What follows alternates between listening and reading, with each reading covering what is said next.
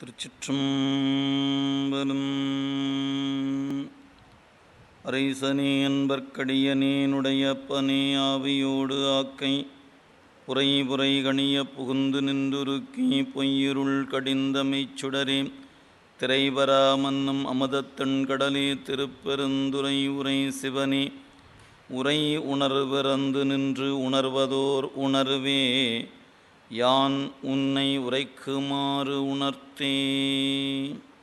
வேதநெறி தழைத்து ஒங்க மிகு சைவத்துறை விளங்க பூதப் பரம்பரை பொலிய புனிதவாய் மலர்ந்து அழுத சீத வள வயற்புகலி திருஞான சம்பந்தர் பாதமலத் தலை கொண்டு திருத்தொண்டு பரவுவாம். திருநாவுக்கரசு வலதிரு தொண்டின் நெறிவாழ வருஞானத் தவமுனிவர் வாகீசர் வாய்மை திகழ் பருநாமச்சீர் பரவலுருகின்றேன் பேருலகில் ஒரு நாவுக்கு உரை செய்ய உண்ணாமை உணராதேன். நேசம் நிறைந்த உள்ளத்தால் நீலம் நிறைந்த மணிகண்டத்து ஈசன் அடியார் பெருமையினை எல்லா உயிரும் துளையெடுத்து தேசம் உய்ய திருத்தொண்டத் தொகை முன்பணித்த திருவாலன் வாசமலர் மென்கழல் வணங்க வந்த பிறப்பை வணங்குவாம். எழுதருமறைகள் தேரா இறைவனை எல்லிக்கங்குல் பொழுதிரு காலத்தின்றும் பூசனை விடாது செய்து தொழுதுகை தலைமேலேற துளும்பு கண்ணீரில் மூழ்கி அழுது அடியடைந்த அன்பன் அடியவர்க்கு அடிமை செய்வாம். தூக்குசி திருத்தொண்டத் தொகை விரிவாக்கினான் சொல்ல வல்ல பிரான் எங்கள் பாக்கிய பயனாம் பதி குன்றைவாள் செக்கிழாரடி சென்னி இருத்துவாம்.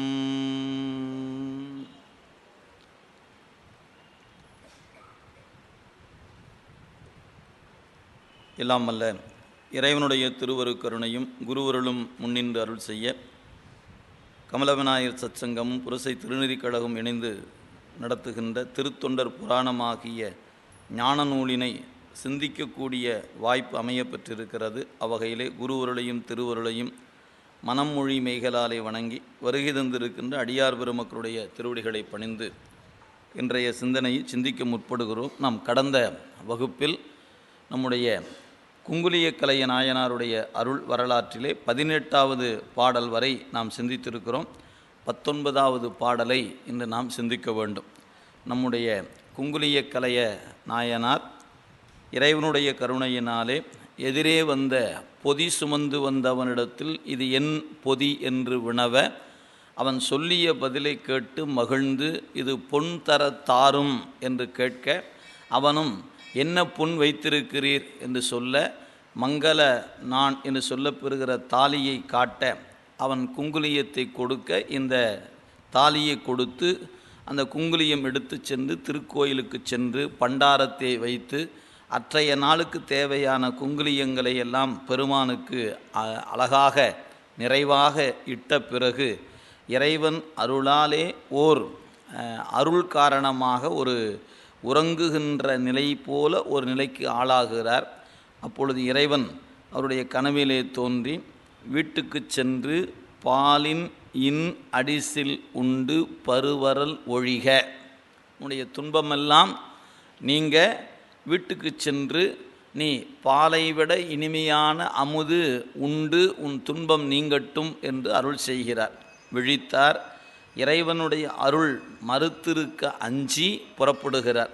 அப்படி புறப்படுகிற நிலையில் அதற்குள்ளாக இங்கே இறைவன் ஆணையினால் குபேரன் என்று சொல்லப்பெறுபவன் வந்து பல்வேறு வகையான செல்வ குவியல்களையெல்லாம் நம்முடைய குங்குலிய கலைநாயனாருடைய இல்லத்திலே கொண்டு வந்து குவித்து இல்லத்தரசியாரிடத்து இறைவன் ஆணையின் வண்ணம் இவையெல்லாம் வைக்கப்பட்டிருக்கின்றன என்பதை உணர்த்திய நிலையிலே அங்கு அம்மையார் அவர்கள் அவற்றையெல்லாம் திருவருள் என்று கண்டு தன்னுடைய கணவருக்கு பாலின் இன் அடிசில் சமைப்பதற்கு அந்த பணியில் ஈடுபடுகிறார்கள். கோயிலிலே இருக்கக்கூடிய குங்குலிய கலையநாயனார் இப்பொழுது இல்லம் நோக்கி வருகிறார். எனவே நாம் 18வது பாடலில் அந்த மலை நிகர் மாடவீதி மருங்கு தம் மனை சார்ந்தார். இப்போ வீட்டுக்கு வரார். அந்த வீதிகளை கடந்து வீதி எப்படி இருந்தது? மலையை ஒத்திருக்கக்கூடிய மாட வீடுகள் இருக்கக்கூடிய வீதி, செல்வச் செழிப்பு உடைய வீதி. அந்த வீதியை கடந்து தன்னுடைய மாளிகைக்குள் வருகிறார். இல்லத்தில் சென்று புக்கார் இரு நிதி குவைகள் ஆர்ந்த செல்வத்தை கண்டு நின்று திருமணையாரை நோக்கி வில் ஒத்த நுதலோய் இந்த விளைவு எல்லாம் என்கொல் என்ன. வில் ஒத்த நுதலோய் இந்த விளைவு எல்லாம் என்கொல் என்ன. அல் ஒத்த கண்டன் எம்மான் அருள் தர வந்தது என்றார். இந்த பாடலில் சேக்கிழார் பெருந்தகை நமக்கு காட்டுகிற அந்த காட்சி சொல்லுகிறார். வீட்டுக்குள்ளே நுழைகின்ற பொழுது, அதாவது புக்கார், அதாவது நுழைய எங்கு பார்த்தாலும் செல்வ குவியல்களாக இருப்பதை பார்க்கிறார். இல்லத்தில் சென்று புக்கார், வீட்டுக்குள்ளே நுழைந்தார். இரு நிதி குவைகள் ஆர்ந்த செல்வத்தை கண்டு, ஆக ஆறுதல் நிறைதல் என்று பொருள். எனவே செல்வம் நிறைந்து நிற்கக்கூடிய நிலையை காணுகிறார். செல்வத்தினுடைய குவியல் குவிக்கப்பட்டு கிடப்பதை பார்த்து உள்ளே செல்லாமல் அப்படியே திகைத்து நின்றுட்டார். வீட்டுக்குள்ளே வராரு, பார்க்கிற இடமெல்லாம் செல்வ குவியல்களாக குவித்து கிடக்கிறது வீட்டுக்குள்ளே. இதற்கு மேல் அடியெடுத்து வைக்க முடியாமல் அப்படியே திருவருளை நினைந்து அப்படியே நிற்கிறார். ஏன்னா இறைவன் வீட்டுக்கு போ, பாலில் இன் அடிசில் உண்டு பருவரல் ஒழிகன்னா சொன்னாரே ஒழிய செல்வமெல்லாம் குவித்து வைத்திருக்கிறேன், அதெல்லாம் உனக்காக கொடுத்ததான் அப்படின்னு அதெல்லாம் ஒன்றும் சொல்லவே இல்லை. வீட்டுக்கு போன்னு தான் சொன்னார். வீட்டுக்கு எப்படா போகிறதுன்னு பயந்து வர்றார் அவர். ஏன், வீட்டில் முன்பே உணவு இல்லை, இருக்கிற திருமங்கல நான் என்று சொல்லக்கூடிய தாலியை கையில் கொடுத்து நெல் கொண்டு வாரும் என்று சொல்லி அனுப்புனாங்க. நாமளோ இங்கே குங்குளியத்தை வாங்கிட்டு கோயிலுக்கு வந்துட்டோம். குழந்தைகள் பசியோடு இருப்பார்கள், தந்தையும் தாயும் பசியோடு இருப்பாங்க, மனைவி பசியோடு இருக்கிறாங்க. இத்தனை பசித்துன்பம் இருக்கக்கூடிய சூழலில் வீட்டுக்கு போனால் இனிமையான உணவு இருக்கிறது, நீ போய் சாப்பிடுன்னு சாமி சொல்கிறாரே, இது கனவை நம்பி போகலாமா வேண்டாமா? போகலாம் அப்படின்னா அங்கே என்ன கிடக்கும், என்ன சூழல் என்பது தெரியாது. எனவே திருவருள் உணர்த்தி இருக்கிறது. எனவே நாம் போகாமல் இருக்கக்கூடாது. அதனால தான் சொன்னார், திருவருள் மறுத்திருப்பதற்கு அஞ்சி நாம் ஒரு வினாடி தாமதம் இல்லாமல் புறப்பட்டு விட வேண்டும் என்று முடிவு செய்து வந்தாச்சு. வீட்டுக்குள்ளே நுழைந்த பொழுது அந்த குவியலை கண்ணார காணுகிறார். பார்த்த மாத்திரத்தில் நின்றுட்டாருங்க. அப்படி செல்வத்தை கண்டு நின்று என்ன செய்தாராம், திருமணையாரை நோக்கி. இந்த இடத்துல நல்ல ஒரு குறிப்பு நீங்கள் கவனித்து பார்க்கணும். செல்வத்தை கண்டு நின்று விட்டார். ஒன்று, செல்வம் என்ற வகையில் அந்த குவியலாகிய செல்வத்தை கண்டு நின்று விட்டார். சரி, இப்போ யாரை கேட்கிறாரு? திருமணையாரை நோக்கி. இப்போ திருமணையார் எங்கே இருக்கிறாங்க? சேக்கிழார் சொல்லலை. நல்லா நீங்கள் கவனித்து பார்க்கணும். இப்போ பாலின் இன் அடிசில் செய்து அவங்க சமையல் அறையில் இருந்தாங்க, வரவேற்பறையில் இருந்தாங்க, கணவர் வரும்போது உணவு கொடுக்கணும்னு நினச்சிக்கிட்டு வீட்டுக்குள்ளே இருந்தாங்க அப்படின்னு சேக்கிழார் காட்டலை. என்ன சொல்லியிருக்கிறாரு? உன்னுடைய கணவன் வருவான், அவனுக்கு பாலில் இன்னடிசில் ஊட்டுன்னு இந்த பக்கம் சொன்னார். அந்த பக்கம் போய் என்ன சொன்னார்? வீட்டுக்கு போ சாப்பிடுன்னு சொன்னார். இவ்வளோதான் நடந்திருக்கிறது. இப்போ உள்ள நுழைய நின்று திகைத்து இப்போ அவர் என்ன கேட்கிறாரு? திருமணையாரை நோக்கி. இப்போ நீங்கள் இந்த இடத்துல நீங்கள் வருவித்து கொள்ள வேண்டும். எதை வருவித்து கொள்ள வேண்டும்? கணவனாருக்கு பாலின் இன் அடிசில் சமைத்த குங்குளிய கலையரனுடைய மனைவியார் அமுது செய்த பிறகு வாசல்லையே காத்துக்கிட்டு நிற்கிறாங்க. கணவர் எப்போது வருவார், எப்போது வருவார், எப்போது வருவார். அது சொல்லலையே பாட்டில். அப்படின்னா இப்போ அவர் யாரை இப்போ வீட்டுக்குள்ளே நுழைந்த பிறகு கேட்கல, வீட்டுக்குள்ளே நுழைய கேட்கிறார். சென்று புக்கார் திருமணையாரை நோக்கி அப்படிங்கும்போது நம்ம கவனிக்க வேண்டும். சரி, இப்படி கருதுவதற்கு இடம் இருக்கிறதா அப்படின்னு கேட்டால், இளையான்குடி மாறனாருடைய புராணம் நாம் முன்ன படித்தோம். அதில் பார்த்தீங்கன்னா, அந்த நெல்மணியை கொண்டு வந்தால் வல்லவாறு அமுது ஆக்கலும் ஆம். உங்களால் நெல்மணி கொண்டு வர முடியுமானால் நான் அதை அமுதாக செய்து விடுகிறேன் அப்படின்னு துணைவியார் சொன்னாங்க. உடனே நாயனார் ஒரு கூடை எடுத்துக்கொண்டு இரவுனோடு பாராமல் அப்படியே காலில் தடவி தடவி தடவி தடவி போய் தன் வயலில் போய் மழை காரணமாக மிதந்து கொண்டிருந்த அன்று விதைத்த நெல் மணிகளை எடுத்து கொண்டு வருகிறார். வரும்போது எங்கே வாங்கினாங்கன்னு சேக்கிழார் சொன்னார், வாய்தலில் நின்று வாங்கி. வாசலில் நிற்கிறாங்க, கணவனார் நெல்லை கொண்டு வரட்டும், வந்து விடுவார் என்று கருதி அந்த நெல்மணியை வாசலில் நின்று வாங்கி. நீங்கள் இப்போ இங்கே எங்கே பார்க்கணும், செல்வ குவியல் இருக்கிறது. கணவனாரின் வருகையை எதிர்நோக்கி காத்திருப்பதனால மனைவியாரை பார்த்தார், செல்வத்தை கண்டு நின்று. இங்கே இருநிதி குவைகள் ஆர்ந்த செல்வத்தை கண்டு நின்று திருமணையாரை நோக்கி. ஏன் அவங்க வாசல்லே நின்றுட்டுருக்கிறாங்க கணவனுடைய வருகைக்காக. பார்த்து மனைவியாரை பார்த்து கேட்கிறாராம். அந்த மனைவியாருக்கு எப்படி சொன்ன பாருங்க, திருமணையாரை நோக்கி. திரு வாய்க்க பெற்ற மனைவியார். மனைவியார்னு சொன்னாவே மதிப்பு, மனைவின்னு சொல்லாமல் மனைவியார் அப்படின்னாவே அது ஒரு 6 விகுதி கொடுக்குறோம்.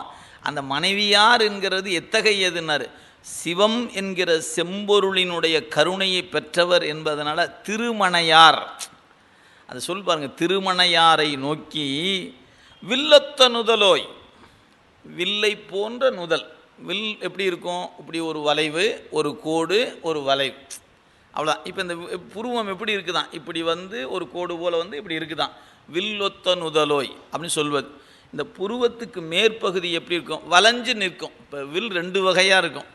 நீங்கள் இன்றைக்கி வில் இன்றைக்கி பயன்பாட்டில் பார்த்தீங்கன்னா இப்படி ஒரு கோடு மாதிரி போட்டு மறுபடியும் வளைஞ்ச மாதிரி வச்சு அதுதான் அந்த அம்பு பகுதியை மையப்பகுதியாக வைத்திருப்பாங்க.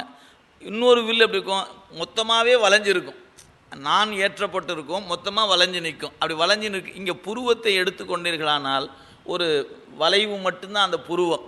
இது சாமுத்திரிகா லட்சணத்தில் ஒரு அழகு குறிப்பை சொல்ல வேண்டும் என்று சொன்னால் நெற்றி எப்படி இருக்க வேண்டும் என்றால் வில்லை போன்று இருக்க வேண்டும். இது அந்த சாமுத்திரிகா லட்சணத்தில் சொல்லப்படுகிற குறிப்பு. அதனால தான் உமையம்மையை பற்றி வரைகின்ற வரைபடங்கள்லாம் பார்த்தீங்கன்னா நெற்றி எப்படி இருக்கும்னா இப்படி வளைஞ்சு இருக்கும். எப்படி பிறை சந்திரனை பிறை இப்படி போடாமல் கவிழ்த்து போட்டால் எப்படி இருக்கும், அப்படி இருக்கும். இது அந்த அழகு குறிப்புக்கு சொல்லப்பெறுவது. இப்போ அம்மையார் வந்து அத்தகைய குறிப்போடு இருக்காங்க. எனவே வில்லொத்த நுதலோய், இந்த விளைவெல்லாம் என்கொல் என்னது அப்படின்னு கேட்குற. ஏன் சாமி சாப்பாடு தான் சொன்னாரே ஒழிய செல்வம் தான் சொல்லலை. இது என்ன இந்த மூட்டைகளாக கிடக்கிறதே, இதெல்லாம் என்ன அப்படின்னாங்களாம். வில்லொத்த நுதலோய், இந்த விளைவு எல்லாம் என்கொல் அப்படின்னு கேட்டாராம். கேட்டவருக்கு என்ன அம்மையார் பதில் சொன்னாங்களாம். என்னன்னு, அல்லொத்த கண்டன். அல் என்ற சொல்லுக்கு இருள் என்று பொருள். அல் அப்படின்னா இருள். அப்போ இருண்டிருக்கக்கூடிய கண்டத்தை உடைய பெருமான், இருளை போன்று கருத்திருக்கின்ற கண்டத்தை உடைய பெருமான். எனவே அல் ஒத்த கண்டன் எம்மான், அதாவது திருநீலகண்டத்து பெருமான் தந்தது அப்படிதான் சொல்லணும்.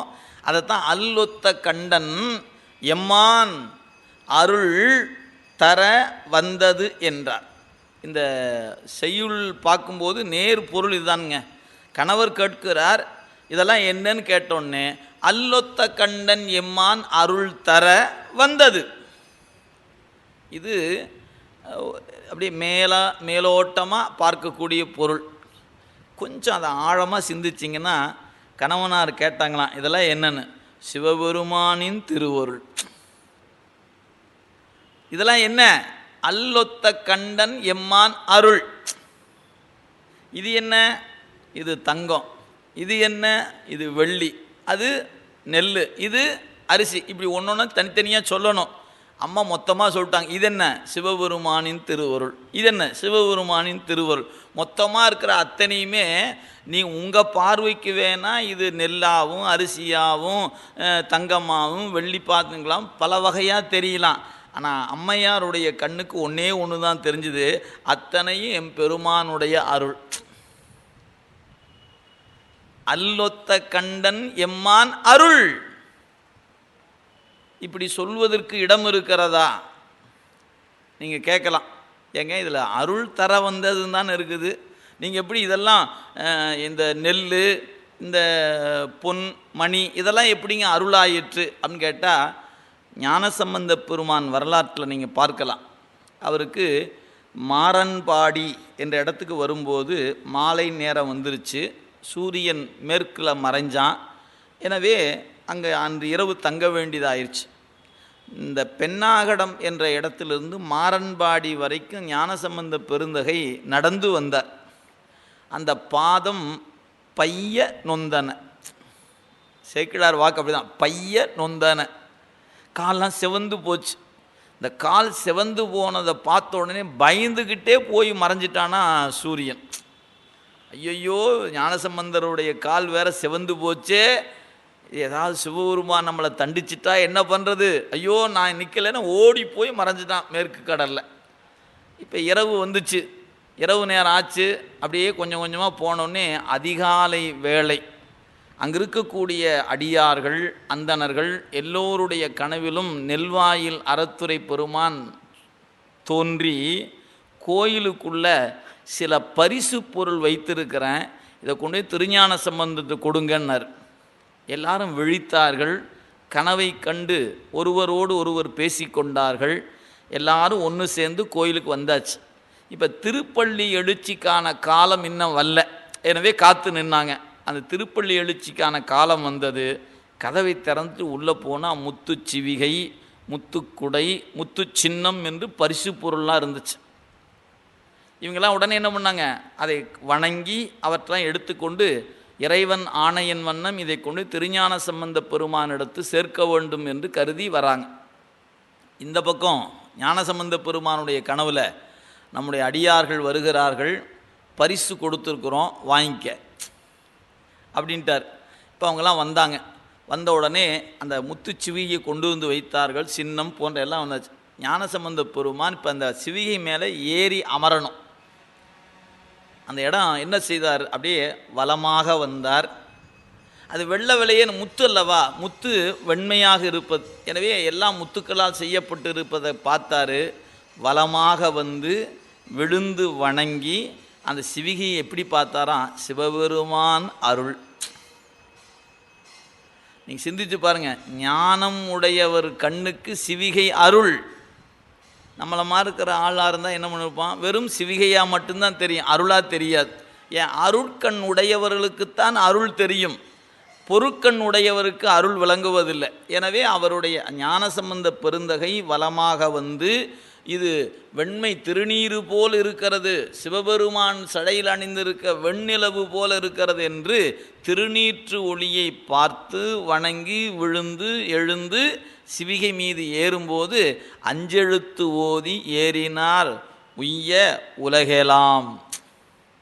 அப்போ திருஞான சம்பந்தருக்கு சிவிகை எப்படி அருளாக தெரிந்ததோ அதுபோல குங்குலிய கலையநாயனாருடைய மனைவியாருக்கு குவிக்கப்பட்டிருக்கிற செல்வ குவியலாகிய மூட்டைகள் எல்லாம் தனித்தனி பொருளாக தெரியவில்லை, மொத்தமும் அருளாகவே தெரிந்தது. கணவனார் கேட்டார், இந்த விளைவு எல்லாம் என் கொல் என்று கேட்டவுடனே அல்லொத்த கண்டன் எம்மான் அருள். இது என்னது, இது சிவபெருமான் திருவருள், இதுவும் சிவபெருமான் திருவருள். ஒன்னொன்று திருவருள் திருவருள்னு காட்டினாங்களாம். அப்போ எவ்வளோ பக்குவம் வந்திருக்கணும். இது தங்கம்ங்க, இது வெள்ளிங்க, இது நெல், இது அரிசின்னு பேரை சொல்லி சொல்லி காட்டியிருந்தாங்கன்னா அது அருளாக தெரிஞ்சிருக்காது.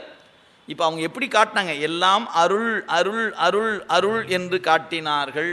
எனவே எல்லாமே அவன் திருவருளாகவே காட்டினார்கள். நாயனாரும் திருவருளாகவே கண்டார். அவருக்கு அந்த பக்குவம் இருந்தால் தானே அதை உள்வாங்கி கொள்ள முடியும். அடுத்த பாட்டில் சொல்றார் பாருங்க, அல்லொத்த கண்டன் எம்மான் அருள் தர வந்தது என்றார். அருள் என்றும் அந்த அருள் தர வந்தது என்றுமாக வைத்து கொள்ளலாம். இப்போ அடுத்து சொல்றாரு, நமக்கு மழையை காணும்போது மணிவாசகர் சொல்வார், முன்னி அவள் நமக்கு முன்சுரக்கும் இன்னருளே.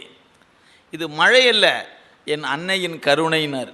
முன்னிக்கடலை சுருக்கி எழுந்துடையாள் என்ன திகழ்ந்தெம்மை ஆளுடையாள் இட்டழையின் மின்னி பொலிந்து எம்பிராட்டி திருவடி மேல் பொன்னம் சிலம்பில் சிலம்பித் திருப்புருவம் என்ன சிலை குலவின் அந்தம்மை ஆளுடையாள் தண்ணீர் பிரிவிழா எங்கோமான் அன்பருக்கு முன்னே அவள் நமக்கு முன்சுரக்கும் இன்னருளே. இது மழையில்லை, இன்னருள். அப்போ மழையை மழை என்று பாராமல் இறைவன் திருவருள் என்று காண்கிறார் மணிவாசக பெருமான். ஏன்? அருள் வாய்க்க பெற்றவருக்கு காண்பதெல்லாம் அருளாகத்தாங்க தெரியும். எனவே அவருக்கு மழை அருளாக தெரிந்தது. எனவே இன்னருளே என்று அங்கே காட்டுகிறார். அது மாதிரி இங்கே நம்முடைய குங்குலிய கலையருடைய மனைவியார் அருள் என்று காட்ட நாயனார் காண்கிறார். எப்படி காண்கிறார் பாருங்க. மின்னிடை மடவார் கூற மிக்க சீர் கலையனார்தாம் மன்னிய பெரும் செல்வத்து வளமலி சிறப்பை நோக்கி என்னையும் ஆளும் தன்மை எந்தை எம்பெருமான் ஈசன் தன்னருள் இருந்த வண்ணம் என்று கை தலைமேற்கொண்டார். இப்போ அந்த மூட்டையை பார்த்த உடனே இது நெல், இது அரிசி என்று தெரிந்தால் அந்த உணர்வு வேற. இப்போ குங்குலிய கலையர் எப்படி பார்க்கிறாராம்? மின்னிடை மடவார் கூட, ஆக தன்னுடைய மனைவியார் இது எம்மான் அருள் என்று கூற, மின்னிடை மடவார் கூற மிக்க சீர் கலையனார்தாம், அன்பிலும் பெருமையிலும் மிக்கிருக்கக்கூடிய குங்குலிய கலையர் என சொல்லப்பெறுகிற அடியவர் மன்னிய பெரும் செல்வத்து. இப்போ இருக்கக்கூடிய செல்வம் மன்னிய செல்வம். ஏன்? இது சிவபெருமான் தந்த செல்வம், இது நிலையானது. இதுக்கு முன்னே இருந்த செல்வமெல்லாம் நம் உழைப்பால் வருவது, அது குறையும் கூடும் மாறும். ஆனால் இறைவன் தருகிற செல்வம் மாறாது. எனவே இது மன்னிய பெரும் செல்வத்து வளமலி சிறப்பின், ஆக அங்கே இருக்கக்கூடிய பெரும் குவியல்களை எல்லாம் பார்த்து நோக்கி என்னையும் இந்த பெருமான் பாரு, என்னையும் ஒரு ஆளுன்னு நினச்சி இவ்வளோ செல்வத்தை கொடுத்துருக்கிறாரு, என்னையும். இதான் அந்த கருணை, அந்த உணர்வில் மேலோங்கி நிற்பது. எந்த தகுதியும் இல்லாத என்னையும் ஒரு பொருளாக நினைந்து, ஆக அந்த என்னையும் ஆளும் தன்மை எந்தை எம் பெருமான் ஈசன் தன்னருள் இருந்த வண்ணம். இது என்ன கருணையா? இது எது? இந்த செல்வத்தையெல்லாம் பார்த்தோன்னே இது என்ன கருணை, இது என்ன கருணை, இது என்ன கருணை நினச்சவர், கருணை நினச்சோன்னே கை தலைக்கு மேலே போயாச்சு. அதனால் அது செல்வங்களை கண்டு என்ன பண்ணாராம்? கை குவித்து வணங்கினார். நெல்லாக இருந்தால் வணங்க வேண்டிய அவசியம் இல்லை, அவர் நெல்லாக பார்க்கல, அது திருவருள் என்று பார்த்ததுனால கை குவித்து வணங்குகிறார் குங்குலிய கலையனார். அதான் சொன்னார், எனவே எம்பெருமான் தன்னருள் இருந்த வண்ணம் என்று கை தலைமேற்கொண்டார். அந்த அப்படியே செல்வ குவியலை கண்டு இது திருவருள் என்ற உணர்வில் கைகளை தலைக்கு மேல் குவித்து வணங்கி நிற்கிறார் குங்குலிய கலையநாயனார்.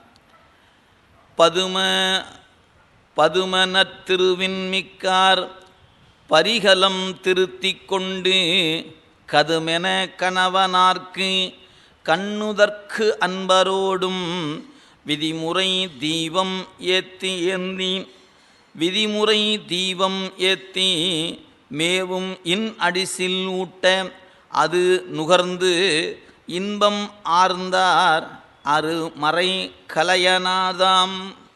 இப்போ கணவனார் பசித்து வந்திருக்கிற காரணத்தினால், ஏன்னா அவருக்கு தெரியும் குழந்தைகள் சில நாட்களாச்சு உணவெடுத்து கொண்டு, தன்னுடைய கணவர் அதுக்கும் முன்னிலிருந்து உணவெடுத்து கொள்ளலை.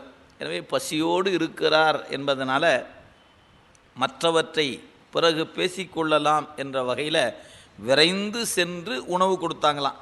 பதும நத்திருவின் மிக்கார், பதுமம் தாமரை, திரு பதுவின் இருக்கிற திரு லக்குமி. எனவே லக்குமியை விட மிக்க இருக்கக்கூடிய குங்குலிய கலையனாருடைய மனைவியார். எனவே பதுமன திருவின் மிக்கார் பரிகலம் திருத்தி கொண்டு, ஆக நமக்கு அந்த அமுதுக்குரிய இலை முதலானவற்றை கொண்டு வந்து பரிகலம் திருத்தி கொண்டு, அந்த நம்ம சொல்லக்கூடிய வாழை இலையை கொண்டு வந்து வைத்து பரிகலம் திருத்தி கொண்டு கதுமென, கதும் அப்படின்னா விரைந்து என்று பொருள், கதுமென கதுமென கணவனார்க்கு கண்ணுதற்கு அன்பரோடும். இப்போ கணவனார்க்கு அமுது ஊட்டுகிறார்கள், அவரோடு அடியார்களும் கூட இருந்தாங்களாம். எனவே அடியார்கள் உடன் வைத்து கொண்டு, ஏன் சிவபெருமான் கொடுத்த செல்வம் கணவனாருக்கு மட்டும் கொடுக்காமல் சிவனடியார்களும் உடன் இருக்க அமுது செய்வித்தாங்களாம் சொல்கிறார். எனவே அடியவரோடு விதிமுறை தீபம் ஏந்தி மேவும் இன் அடிசில் ஊட்ட அவரை அமர வச்சு, அடியார்கள் அமர வச்சு, பூக்கள்லாம் வச்சு தூபம் காட்டி தீபம் காட்டி சுவாமி அமுது செய்து அருள வேண்டும். இதாங்க மகேஸ்வர பூசை. நீங்கள் அடியார்கள் அமுது செய்யும்போது மலர்கள் வைத்து கொண்டு தூப தீபம் காட்டி விழுந்து வணங்கி அந்த அவங்க உணவெடுத்து கொள்வது என்பது சிவமே அமுதெடுத்து கொள்கிறது என்கிற உணர்வில் நிற்பது தான் மகேஸ்வர பூசை. அதனால் இவ்வாறு அந்த இன் அடிசில் ஊட்ட அந்த உணவை நுகர்ந்து இன்பம் ஆர்ந்தார் அருமறை கலையனார்தான். எனவே குங்குலிய கலையர் மனைவியார் தந்த அமுது ஏற்றுக்கொண்டு தொண்டரோடு இருந்து இன்பம் ஆர்ந்தார். ஊர்தொறும் பலிகொண்டு உய்க்கும் ஒருவன், ஊர்தொறும் பலிகொண்டு உய்க்கும் ஒருவனது அருளினாலே பாரினில் ஆர்ந்த செல்வம் உடையாராம் பண்பில் நீடி சீருடை அடிசில் நல்ல செலும் கரி தயிர் நெய் பாலால் ஆதரு காதல் கூற அடியவர்க்கு உதவும் நாளில்.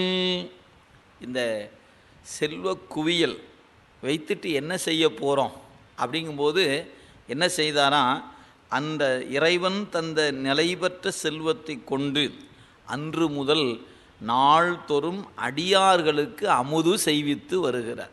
கோயிலில் போய் குங்குலியம் என்கிற தூபம் இடுகிற பணியோடு இப்போ செல்வம் வந்தவுடனே இப்போ என்ன பணி கூடுதலாக இருக்கிறதுங்க, சிவனடியார்களுக்கு அமுது ஊட்டுகிற பணியும் கூடுதலாக செய்து வரார். அதான் சொல்லார். எனவே ஊர்தோறும் பலிகொண்டு உய்க்கும் ஒருவன், நம்முடைய பெருமான் பிச்சை பாத்திரம் ஏந்தி ஊர்கள் தோறும் போவார். பிக்ஷாடனர் என்று சொல்லப்பெறுகிற கோலம் அது எல்லா திருத்தலத்துங்களுக்கும் அந்த திருவிழாவில் ஒரு நாள் சாமி அந்த கோலத்தில் போவார். எனவே பிக்ஷாடனர் என்று சொல்லப்பெறுகின்ற பலி ஏற்கின்ற கோலம். அதனால் ஒரு ஊருக்கு போகிறவர் இல்லைங்க, எல்லா ஊருக்கும் போகிறவர் அவர். அதனால் ஊர்தோறும் பலி கொண்டு உய்க்கும் ஒருவனது அருளினாலே, ஒப்பற்றவனுடைய அருளினாலே பாரினில் ஆர்ந்த செல்வம் உடையாராம். இந்த மண்ணுலகத்தில் மிக்க செல்வம் உடையவராக இருக்கக்கூடிய குங்குலிய கலைய நாயனார் அந்த செல்வத்தினுடைய நிலையில் இருமாப்பு கொள்ளாது அந்த அன்பு நிலையோடு பண்பினில் நீடி சீருடை அடிசில் நல்ல சுவையான திரு அமுது என்னென்ன வகையாக, நல்ல செலும் கரி தயிர் நெய் பாலால். எனவே நெய் தயிர் பால் காய்கறிகள் என்று சொல்லப்பெறுகிற வகையில் வகை வகையான திரு அமுதுகளை அடியார் பெருமக்களுக்கு செய்து இறைவன் தந்த செல்வத்தின் பயனை அனுபவித்தார்கள். தான் அவங்க செல்வம் கிடைச்சோன்னே அவங்க செய்த வேலை என்னென்னா, பெருமான் தந்தது பெருமான் தந்தது பெருமான் தந்தது யாருக்கு, அடியார்களுக்கு என்று அதை செய்து செய்து மகிழ்ந்து வருகிறார்கள் குங்குலிய கலையரும் அவருடைய மனைவியார். அதான் சொன்னார், ஆர்தரு காதல் கூற அடியவர்க்கு உதவும் நாளில். இவ்வாறு நாளும் அமுது பணியை மகிழ்ச்சியோடு செய்து வருகிற நாளில் ஒரு நிகழ்வு நடைபெறப் போகிறது. அது சொல்றார்.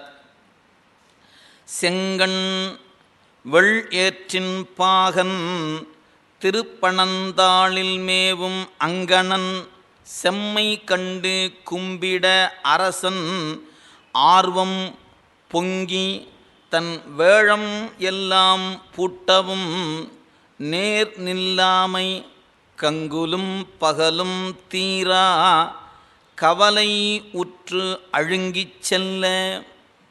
இப்போ நம்முடைய குங்குலிய கலையர் தன்னுடைய திருத்தலமாகிய திருக்கடவூர் என்ற திருத்தலத்தில் அடியார்களுக்கு அமுது செய்வித்து அதனோடு பெருமானுக்கு நறும்புகை ஊட்டுதல் என்கிற பணியினை தொடர்ச்சியாக செய்துட்ருக்கிறார்.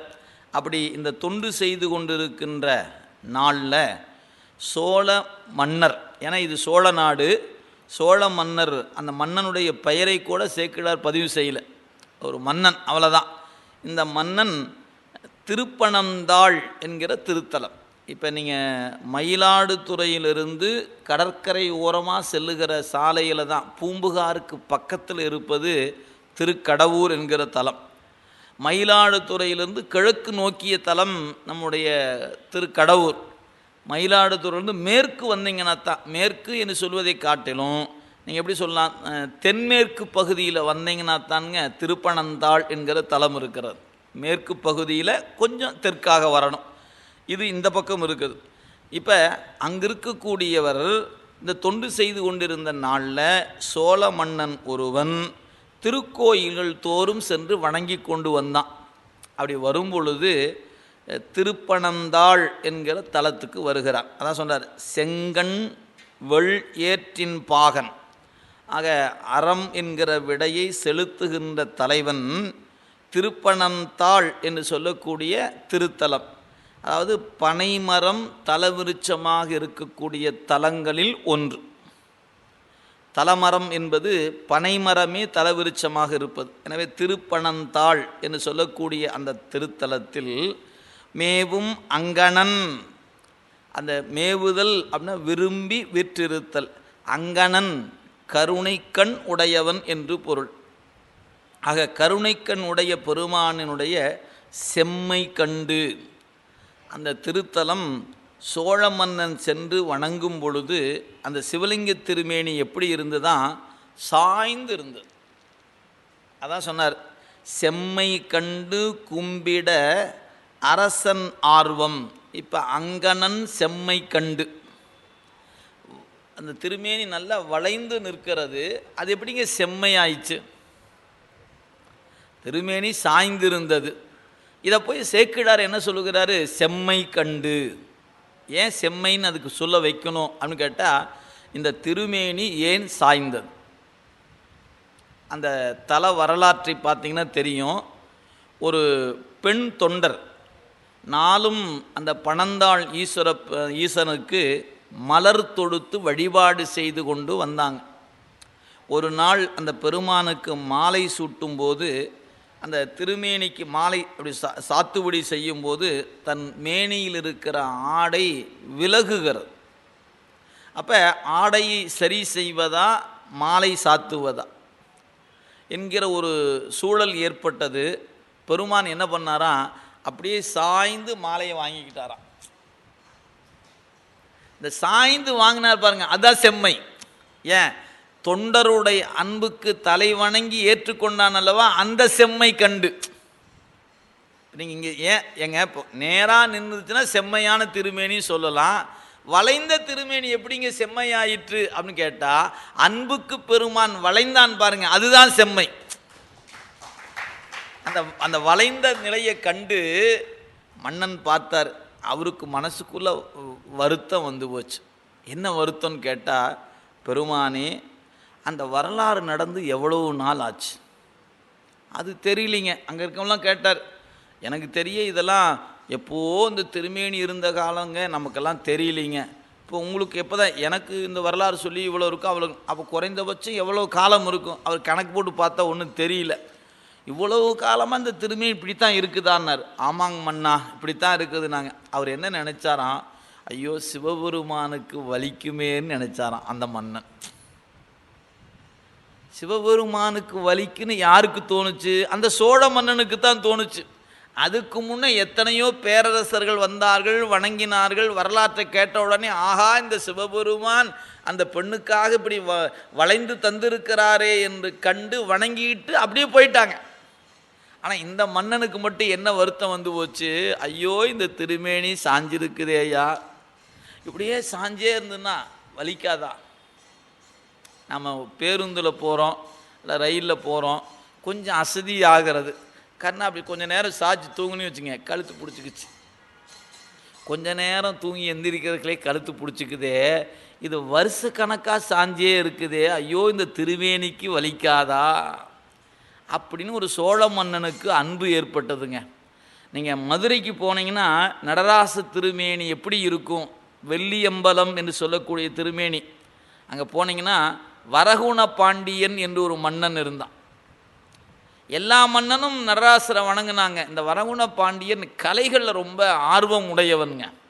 அதனால் அந்த மன்னன் என்ன பண்ணார், நடராசரை தரிசனம் பண்ணும்போது இவர் இந்த நாட்டிய பயிற்சி கொஞ்சம் மேற்கொண்டார். யார், மன்னன். இந்த அபிநயமெல்லாம் பிடிச்சி பார்த்தாரு பாருங்க. அப்போ தான் அந்த கால் வலிக்கிறது எப்படின்னு தெரிஞ்சுது. ஐயோ இது இவ்வளவு வலிக்குதே, நடராசர்கிட்ட போய் நின்னார். ஏன் சாமி நீ எப்போ பார்த்தாலும் இந்த இடது காலை வலது காலை ஊன்றி இடது காலை தூக்கி நின்றுக்கிட்டு இருக்கிறியே, எத்தனை காலமையா நிற்கிற, உனக்கு கால் வலிக்கலையாயா, தயவு செய்து எனக்காக கொஞ்சம் காலை மாற்றி நின்று ஆடக்கூடாதான்னு கேட்டாருங்க. அவருடைய அன்புக்கு கனிந்து இறங்கிய பெருமான் மதுரையில் மட்டும்தான் அங்கே நீங்கள் தரிசனம் பண்ணிங்கன்னா இடது காலை ஊன்றி வலது காலை தூக்கி வச்சிருப்பார். அப்போ பாண்டிய மன்னன் ஆகிய வரகுணனுக்கு மட்டும்தான் அந்த திருமேனி அசைவு ஆடுகிற பெருமானுக்கு வலிக்கும் என்று கருதியது ஒரே ஒரு மன்னனுக்கு தான் அந்த நினைவு வந்துச்சு. இன்னைக்கு வரைக்கும் நமக்கு ஏதாவது அந்த மாதிரி தோணி இருக்குதா, அந்த சாமி ஏன் இப்படி நிற்குது, கால் வலிக்காதா ஐயா அப்படின்னு நமக்கு தோணலை. ஏன், அது நெஞ்சுக்குள்ள அன்பு இருப்பவருக்கு ஏற்படுவது. நமக்கு இன்னும் அந்த அந்த வலிமையான அன்பு நமக்கு தெரியல, அதனால் நமக்கு தோணலை. அப்போ இங்கே சிந்திக்கும் பொழுது பாருங்கள், அந்த வகையில் ஒரு பாண்டிய மன்னனுக்காக கால் மாற்றி ஆடினார் அல்லவா அந்த பெருமான். அது மாதிரி இங்கே சோழ மன்னன் இந்த திருமேனி சாய்ந்திருப்பதை கண்டு மனம் வருந்துகிறார். ஐயோ இந்த திருமேனி சாய்ந்திருக்கிறதே, எவ்வளோ ஆண்டுகள் ஆயிற்று, இந்த வரலாறே தெரியலையே இப்படி அப்படின்னு நினைந்து அழுது நிற்கிறார். அழுதவர் என்ன பண்ணார், எப்படியாவது கொஞ்சம் நிமிர்த்தி பார்க்கலாம்னு ஆசை வந்துருச்சுங்க அவருக்கு. இந்த திருமேனி வளைந்திருக்கிறது, எனவே இதை எப்படியாவது நேர் நிற்க வேண்டும் என்று கருதி முதல்ல என்ன பண்ணியிருப்பார், ஒரு சில பேர்த்த ஒரு ஒரு படை வீரர்கள் சில பேர்த்த வச்சு இங்கே எல்லோரும் ஒரு கயிறு போட்டு இழுங்க பார்க்கலான்னு முயற்சி பண்ணியிருப்பாங்க. அசைந்தே கொடுக்கல. அப்புறம் என்ன பண்ணியிருப்பார், அடுத்து குதிரைகளை பூட்டி, ஏன்னா ஹார்ஸ் பவர் தானே எப்பவுமே பெருசுன்னு நினைக்கிறோம், அதனால் குதிரைகள்லாம் பூட்டி பார்த்துருப்பார். அதுவும் வேலைக்கு ஆகலை. அப்புறம் பார்த்தாரு, நம்ம தான் மாடு கட்டி போரடித்தால் மாளாது என்று ஆணை கட்டி போரடிப்பவராயிற்று. யானையை கட்டியானார். ஒரு யானை இழுத்து பார்த்துச்சு, வேலைக்கு ஆகலை. இன்னும் எத்தனை இருக்குது, நம்மகிட்ட இருக்கிற யானை படை கொண்டாங்க முதல்ல அப்படின்னார். ஏங்க எல்லா யானையும் திருப்பனந்தாளுக்கு வந்தாச்சு. என்ன பண்ண தெரியுங்களா, யானைகளுக்கெல்லாம் ஷிஃப்ட்டு போட்டார். இது இழுக்க வேண்டிதான், இது களைச்சி போச்சுன்னா அது ஓய்வு போடும், அடுத்த யானை வர வேண்டி. இப்படியே இரவும் பகலும் இந்த சிவலிங்க திருமேனி நிமிர்த்துவதற்கு பணியில் ஈடுபட்டு வீரர்கள் சோர்ந்து போனார்கள், யானைகள் சோர்ந்து போயின, முயற்சி மட்டும் இன்னும் விடலை. என்னையா இது, ஒரு சிவலிங்க திருமேனி இப்படி வளைஞ்சதுன்னு சொன்னீங்க, இன்னைக்கு வரைக்கும் நேர் நிற்க மாட்டேங்குது, ஐயோ இந்த சாமிக்கு வலிக்கும், இந்த சாமி ஏன் தான் நேர் நிற்க மாட்டேங்கிறாருன்னு நினச்சி கவலையோடு இருக்கிறாருங்க அந்த மன்னன். இதெல்லாம் அந்த ஒரு பாட்டுக்குள்ளே சொல்லிட்டு இருப்பாருங்க. அங்கணன் செம்மை கண்டு கும்பிட அரசன், அந்த திருமேனி வளைந்திருக்கக்கூடிய நிலையை கண்டு வணங்கிய அந்த அரசன் பொங்கி, எது பொங்கி, ஆர்வம் பொங்கி, ஆர்வத்தின் காரணமாக வேழம் எல்லாம் பூட்டி, வேழம் பூட்டி இல்லை, வேழம் எல்லாம் பூட்டி, அப்போ நமக்கு தன் யானைப்படையில் இருக்கிற யானைகள்லாம் கொண்டு வந்து அவை முறையாக வைத்து கொண்டு நிமிர்த்தி முயற்சி செய்து பார்த்தார். அசைந்து கொடுக்கல திருமேனி. எனவே வேழம் எல்லாம் பூட்டவும் நேர் நில்லாமை கங்குலும் பகலும். கங்குல்னா இரவு, பகல். பாருங்கள், அன்னைக்கே இரவு நேர பணியை போட்டது மன்னராத்தான் இருக்கும். நைட் ஷிஃப்ட்னு போட்டுலாம் பாருங்கள். இப்போ நாம் இன்றைக்கி தானே நைட் ஷிஃப்ட் சொல்கிறோம், அன்னைக்கே நைட் ஷிஃப்ட் பார்த்துருக்குறாங்க பாருங்கள். இரவும் பகலும், இந்த யானைகள் இரவு நேரமும் பகல் நேரத்தில் ரெண்டு வேளையும் முயற்சி பண்ணுகிறதா. எனவே கங்குலும் பகலும் தீரா கவலையுற்று. எனவே இவை நேர் பெறாத நிலை கண்டு மனம் வருந்தி இரவும் பகலும் கவலையுற்று நிற்கிறான் மன்னன். இவ்வளவு அன்பில் கவலையுற்ற மன்னன் பேர் என்னன்னு சேக்கிழார் சொல்லலைங்க. ஐயா, இவ்வளவு அன்பாக இருக்கிறானே இந்த மன்னன் பேரை சொல்லியிருந்தா எப்படி இருந்திருக்கும்? நல்லா தான் இருந்திருக்கும், சொல்லலை. ஓர் மன்னன் அவ்வளோதான் சொன்னார். அவன் பேரை கூட சொல்லலையே. அனபாயன்னு பேரை சொன்னவர் இந்த பக்கம் புகழ்ச்சோழர் என்று பெயர் சொல்லுகிறார். எத்துணை மன்னருடைய பெயர் சொல்லுகிறார், ஆனால் இந்த மன்னன் பெயர் சொல்லப்படலை. எனவே வேழம் எல்லாம் பூட்டவும் அவை நேர் நில்லாதது கண்டு இரவும் பகலும் கவலையுற்று அதிலேயே அழுந்தி கிடக்கிறான் மன்னன். மன்னவன் வருத்தம் கேட்டு மாசரு புகழின் மிக்க நன்னெறி கலையநாதாம் நாதரை நேரே காணும் அந்நெறி தலை நின்றான் என்று அரசனை விரும்பி தாமும் மின்னெறித்து அணைய வேணி விருதனை வணங்க வந்தார். இந்த செய்தி நாட்டு மக்களிடத்தில் மெல்ல மெல்ல போகிறது. ஐயா, உங்களுக்கு ஒரு செய்தி தெரியுமா?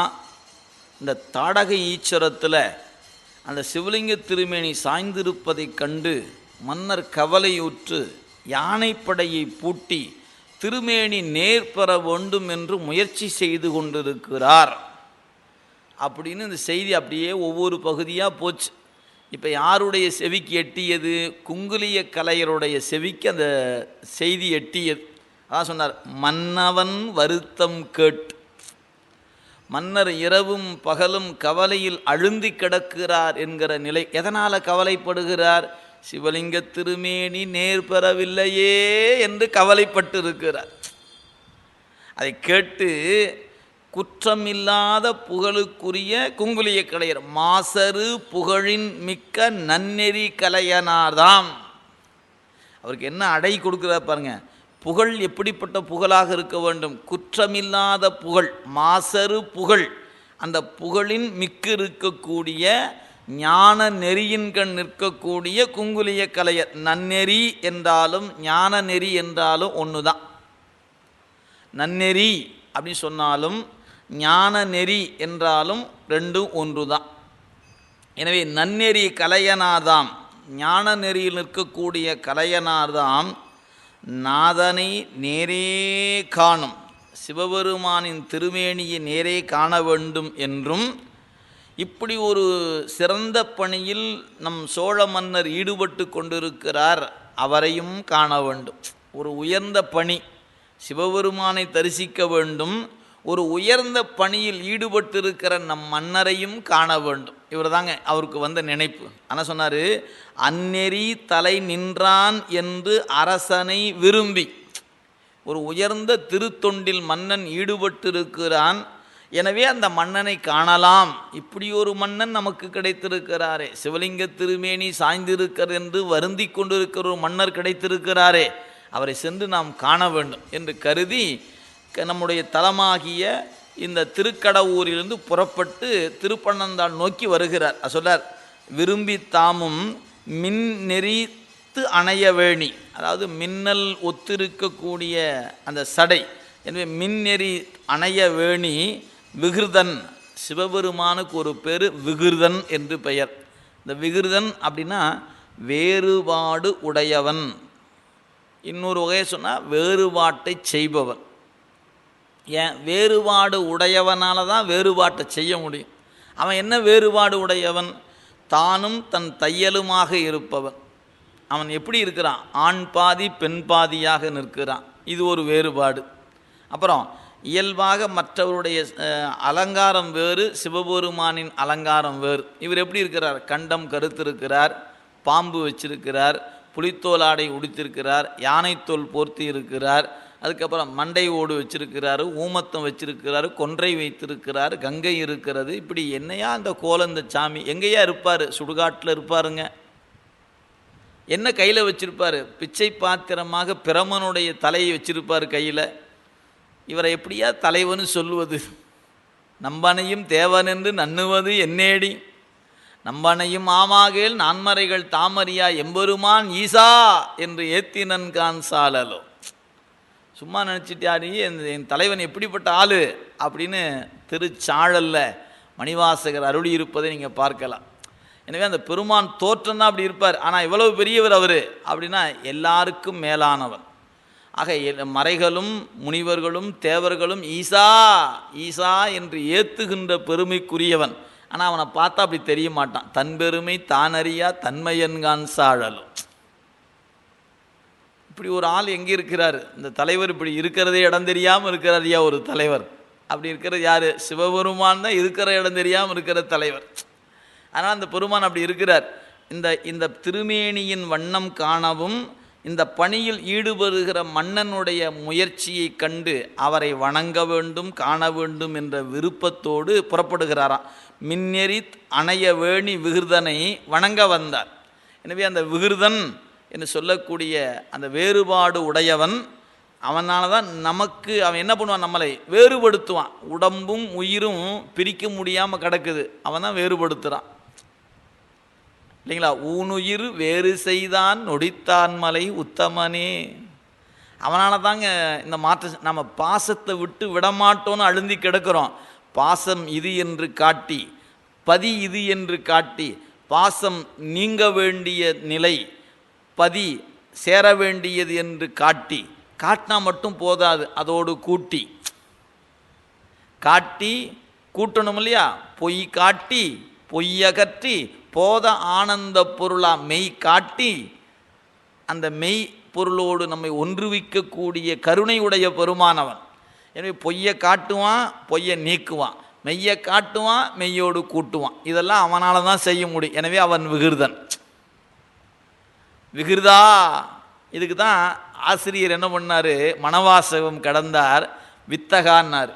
திருவெண்ணை வித்தகா பொய் காட்டா மெய்யா, வெண்ணை வித்தகா ஐயா விண்ணப்பம் நீதான் கேட்டு அருள். குருநாதன்ட்டு போய் கேட்குறா பாருங்க எப்படி. பொய் காட்டா மெய்யா, வெண்ணை வித்தகா ஐயா நீதான் கேட்டு அருள் என்று ஆசிரியர்கிட்ட போய் மாணாக்கன் கேட்கிறார். மணவாசகம் கடந்தார், மெய்கண்டார்கிட்ட போய் கேட்கிறார். அவர் சொல்லும்போது வித்தகான்னார். பொய் காட்டா மெய்யா, வெண்ணை வித்தகா. அது என்ன வித்தகம்? இந்த வேறுபாடுகளை செய்பவன் அவன்தான். என்ன ரசாயன மாற்றம் பண்ணினானோ தெரியலையா, இப்படியே பண்ணிட்டானே அந்த சாமி. ஏன் இப்படி பொய்யுக்குள்ளேயே கிடந்த எண்ணெய் பொய்யிலிருந்து மீட்டு மெய்யுக்குள்ளே கிடக்குமாறு செஞ்சிட்டானே இந்த சாமி. எப்படி செஞ்சான்னு தெரியலையா?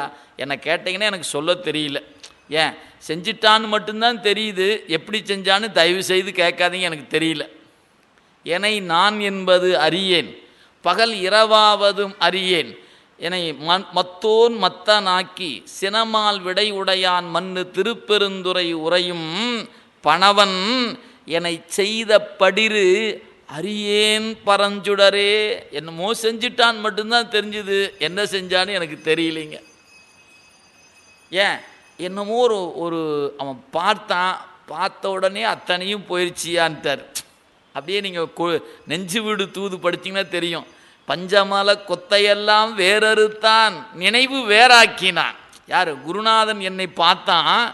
அவனுடைய திருக்கண் நோக்கம் என் மேலே விழுந்தோடனே என்ன நடந்துச்சுன்னு கேட்டால், என்னுடைய 5 வகையான குற்றம் இருக்கிறது, பஞ்ச கிளேசம் என்று சொல்வது. 5 வகையான குற்றம் உடையதெல்லாம் போயிருச்சு. அதனால் நெஞ்சில் இருக்கக்கூடிய 5 வகையான குற்றத்தை எல்லாம் நீக்கினான், என் நினைவை வேறாக்கினான், என்னமோ பண்ணிட்டாயா. இதுதான் அன்னைப்பத்து. வேதமொழியர் வெண்ணீற்றர் செம்மேனியர் நாதப்பறையினர் அன்னே என்னும் நாதரின் நாதனார் அன்னே என்னும். அன்னைப்பத்துன்னு ஏன் அதுக்கு பேர்? தோழி தாயிடத்து போய் சொல்லுகிறார், அம்மா ஒரு விஷயம் நான் உங்கள்கிட்ட சொல்லணும், ரொம்ப நாளாக சொல்லணும்னு நினச்சேன், நேரம் கிடைக்கல, இன்றைக்கி தான் கிடச்சிது. என்னடி? இல்லை என் ஃப்ரெண்டு இருக்காரு, அதான் உங்கள் பொண்ணு, என்னமோ ஆயிடுச்சு அவளுக்கு. என்னடி சொல்கிற? எப்போ பார்த்தாலும் வேதமொழியருங்கிறா, வெண்ணீற்றருங்கிறா, செம்மேனியருங்கிறா, வாயை திறந்தா சிவபெருமான் சிவபெருமான்னு பேசுகிறாம்மா. நான் ஏதோ இன்றைக்கி ஒரு விழா இருக்குது வா போகலான்னு கூட்டிகிட்டு போனேன், போனேன். நானும் எத்தனை வருஷமாக அந்த கோயிலுக்கு போயிருக்கிறேன். இவளை இன்றைக்கி தான் கூட்டிகிட்டு போனேன். போய் பார்த்தோன்னே என்னமோ ஆயிடுச்சுமா. எப்போ பார்த்தாலும் அவரை பற்றியே பேசிகிட்டு இருக்கிறாம்மா. வேதமொழியர் வெண்ணீற்றர் என்கிறார், செம்மேனி என்கிறார், நாதப்பறையனர் என்கிறார். ஐயோ அவர் தான் என் தலைவர் என்று சொல்லுகிறார். நீ போங்கடி, எனக்கு இனிமேல் அவர் தான் எல்லான்னு சொல்கிறாம்மா. எனக்கு பயமாக போச்சு. அதை அவங்களுக்கு சொல்லிட்டு போகலான்னு வந்தம்மா. இதுதான் அன்னை பத்து. இந்த உள்ளம் அந்த பெருமானை பார்த்து பறிகொடுத்த நிலையில் அந்த அந்த தோழியின் நிலையை கண்டு தாயிடத்து போய் சொல்லுகிறாராம் தோழி. அதனால் அன்னையிடத்து சொல்லி வைப்பது. அதனால் அன்னை பத்துன்னு பேர். என்ன அனுபவம், மணிவாசகர் எப்படி அனுபவிக்கிறார் பாருங்கள். அந்த பதிகம் முழுக்க 10 பாட்டும் அதுதான். ஒவ்வொரு பாட்டும் நீங்கள் படித்து பார்த்தீங்கன்னா அதே தான் சொல்லிப்பார். அந்த பெருமான் எப்படி உள்நின்று உருக்குவர் அன்னே என்னும். ஐயோ என் நெஞ்சை உருக்கிட்டாருன்னு சொல்கிறாமா. என்னடி இப்படி சொல்கிறேன்னு கேட்டால், ஆமாண்டி அவர் என் நெஞ்சுக்குள்ளே வந்துட்டார், இந்த மாலயன் காண்கிறார். என்ன அதிசயம், என்னையா அது திருமாலும் பிரம்மனும் தேடிக்கிட்டு இருக்கிறாங்கன்னு சொன்னேன். அவங்களுக்கெல்லாம் வேலை இல்லாமல் தேடிட்டு இருக்கிறாங்க. வந்தாங்கன்னா என் நெஞ்சுக்குள்ளே இருக்கிற அந்த பெருமான் இங்கே வந்தால் பார்த்துக்கலாம். இது தெரியாமல் 2 பேரும் மேலையும் கீழையும் தேடுறாங்க. உன்னற்கரிய சீர் உத்தர மங்கையர் மன்னுவது என் நெஞ்சில் அன்னே என்னும், மன்னுவது என் நெஞ்சில் மால் அயன் காண்கிறார். என்ன அதிசயம், என்னையாது என் நெஞ்சுக்குள் இருக்கிற 2 பேருக்கு எப்படி தெரியாமல் போச்சுங்களா. இப்படிலாம் பேசலாமா, எனக்கு பயமாக போச்சுமா அப்படி அந்த தோழி தாயிடத்து சொல்வது தான் அன்னை பத்து. ஆத்ம பூரணம் என்று சான்றோர்களுக்கு ஒரு பெயர் வைத்திருக்கிறாங்க. அன்னை பத்துக்கு ஆத்ம பூரணம் என்று பெயர். நெஞ்சை பறிகொடுத்த நிலையில் அப்படியே நீங்கள் நாவுக்கரசு தேவாரத்தில் நம்முடைய தில்லைக்கு அருகில் இருக்கக்கூடிய தலம் அந்த வனபவல வாய் திறந்து என்று ஒரு பதிகம் அப்பர் சாமி அப்படியே இந்த தோழி சொல்வது போலவே ஒரு பதிகம் பாடியிருக்கிறார். என்கின்றாலாம் என்கின்றாலாம் என்கின்றாலாம். ஐயோ என்னமோ சொல்கிறா அப்படின்னு யார், அப்பர் சாமி சொல்கிறார்.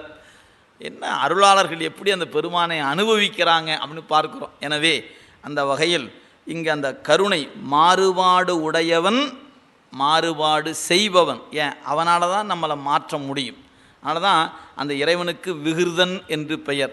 நம்முடைய கொடுமுடி நம்முடைய கொங்கு நாட்டு திருத்தலங்களில் வெஞ்சமா கூடலூர் என்ற ஒரு தலம் இருக்குது. அங்கே இருக்கிற பெருமானுக்கு விகிருதன்னு பேர். தேவாரத்தில் பார்த்தீங்கன்னா சுந்தரமூர்த்தி சாமி சொல்ல, வெஞ்சமா கூடல் விகிருதா அடியேனையும் வேண்டுது. சாமி என்னையும் ஏற்றுக்குங்க பெருமானே அப்படின்னு சொல்கிறாரா, இல்லை என்னையும் ஏற்றுக்கிட்டீங்களேன்னு சொல்கிறாரான்னு தெரியல. என்னையும் வேண்டுதியே விகிருதா, என்னையும் வேண்டுதியே, என்னை போய் எப்படியா எடுத்துக்கிட்ட, உனக்கு நல்ல நல்ல ஆட்கள்லாம் நிறையா இருக்கிறாங்க, அவங்களாம் விட்டு போட்டு என்னை ஏற்றுக்கிட்டியேன்னு சொல்கிறாரா, இல்லை என்னையும் ஏற்றுக்கன்னு சொல்கிறாரா? சுந்தருக்கு தாங்க தெரியும். என்னையும் வேண்டுதியே, என்னையும் வேண்டுதியே. யார்? விகிருதா. விகிருதா மெய்யனே விகிருதா மேருவே வில்லா மேவலர் புறங்கள் 3 எரித்த கையனே காலார் காலனை காய்ந்த செய்ய மேனியனே செய்வகை அறியேன் திருப்பெருந்துரை மேவிய சிவனே. இந்த விகிருதன் எத்தனை இடங்களில் மணிவாசகர் கொடுத்துருக்கிறார் தெரியுங்களா? அப்படியே அந்த சொல் ஒரு ரசாயன மாற்றத்தை செய்கிற சொல். எனவே விகிருதன். நீங்கள் யாராவது குழந்தைக்கு பேர் வைக்கணுன்னா விகிருதன்னு வைக்கலாம். ஆண் குழந்தையாக இருந்ததுன்னா சுவாமி பேர் விகிருதா விகிருதன்னு வைங்க. கூப்பிடும் போதெல்லாம் விகிருதா விகிருதா விகிருதான்னு கூப்பிடலாம். அருமையான பெயர். நமக்கு பேர் வைக்கிறதுக்கு ஏதோ புஷ்ஷுன்னு ஏதோ வச்சுட்டு கிடக்கிறோம். அதெல்லாம் விட்டு போட்டு விகிருதா விகிருதன் என்று வைத்து கூப்பிடும்போது விகிருதான்னு கூப்பிட்டா, என்னப்பா கூப்பிட்டியான்னு சாமி வருவார் இல்லையா? விகிருதா விகிருதா விகிருதா என்று அழைப்பது எவ்வளோ சொல்லும் போதே அது ஒரு சுவை உண்டுங்க. அதனால் அந்த பெருமான் சொல்கிறாரு, அந்த மின்னெரித்து அணைய வேணி விகிருதனை வணங்க வந்தார். இவரால் இருப்பு கொள்ள முடியலைங்க. எங்கே உங்களுக்கு ஒரு செய்தி தெரியுமா?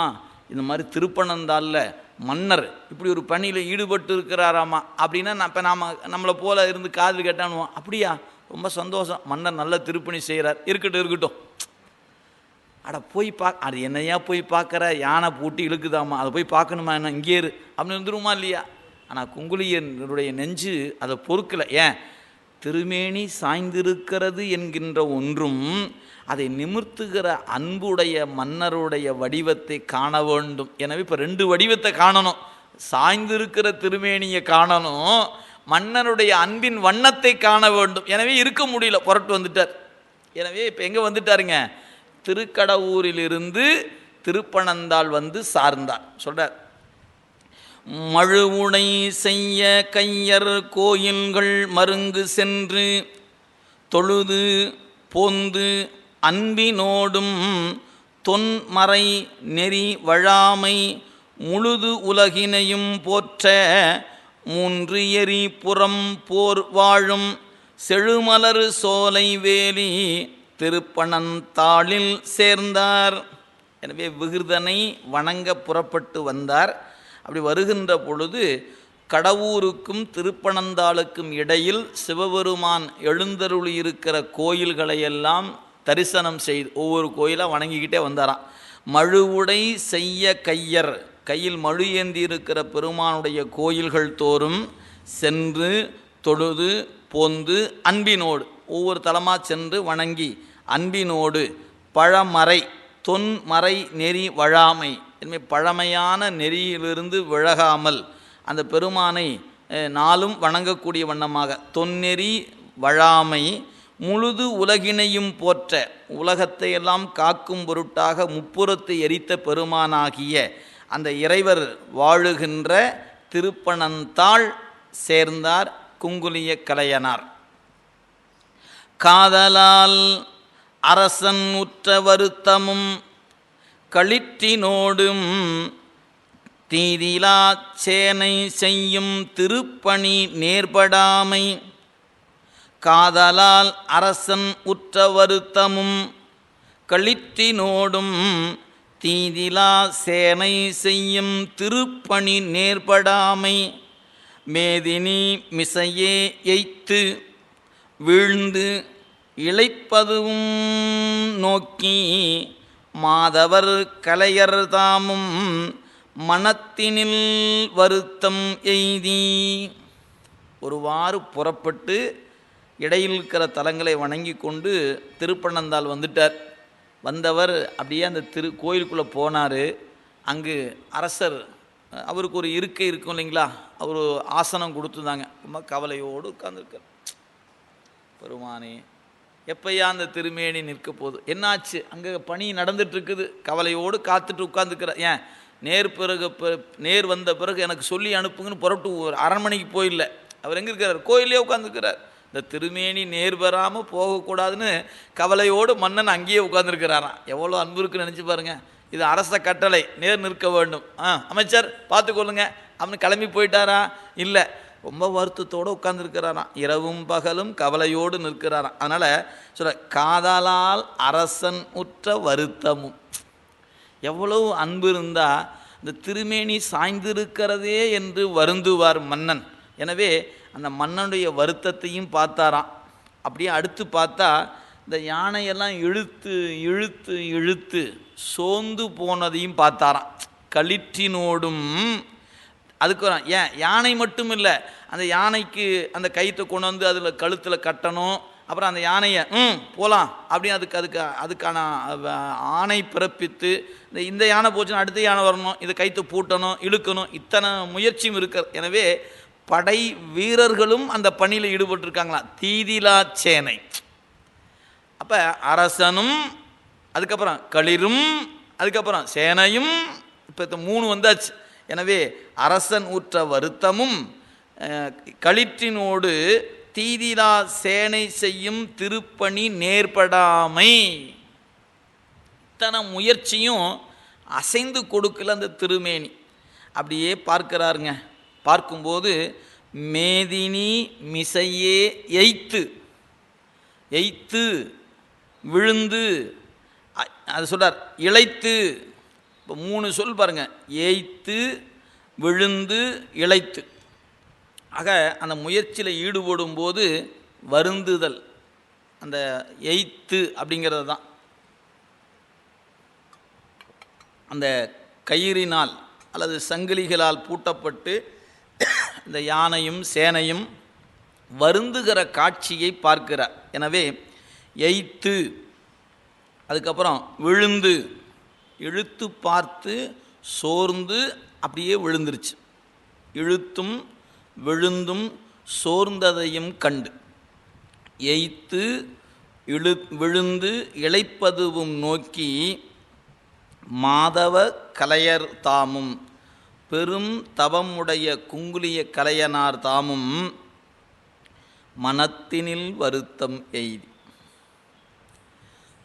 மன்னன் வருத்தத்தோடு அமர்ந்திருக்கிறார். யானையும் சேனையும் இளைத்து இளைத்து நிற்பகிற காட்சியை காணும்போது இப்போ நம்முடைய குங்குலிய கலையருக்கும் வருத்தம் வந்துருச்சு. அவருக்கு பார்க்கும்போது பெரும் வருத்தம். இந்த யானை இவ்வளவு முயற்சி எடுக்கிறதே அப்படின்னு பார்க்கும்போது உள்ளபடியே அவருடைய உள்ளம் பெரும் துயரம் அடைகிறது. இயல்பாக நம்முடைய மனோ தத்துவம் என்று சொல்லக்கூடிய அடிப்படை என்னன்னு கேட்டிங்கன்னா, மகிழ்ச்சிக்குரியவரை போய் நாம் காணுகிறோம் என்றால் அவருக்கும் மகிழ்ச்சி பெருகும், நமக்கும் மகிழ்ச்சி பெருகும். அந்த மகிழ்ச்சியை கொண்டாடும்போது ஒரு மடங்கு என்பது 2 மடங்காகும். இதில் நாமெல்லாம் போய் வருகை தரும்போது மகிழ்ச்சி பெருகி நிற்கும். இதுவே வருத்தம் உற்றிருக்கிற நேரத்தில் நாம் போனோம்னா அந்த கவலை அவர்களுக்கு பாதி குறையுங்க, 1 மடங்கு குறையும். அதனால தான் நமக்கு 2 நிகழ்வுலையும் நம்ம போய் பார்ப்பது.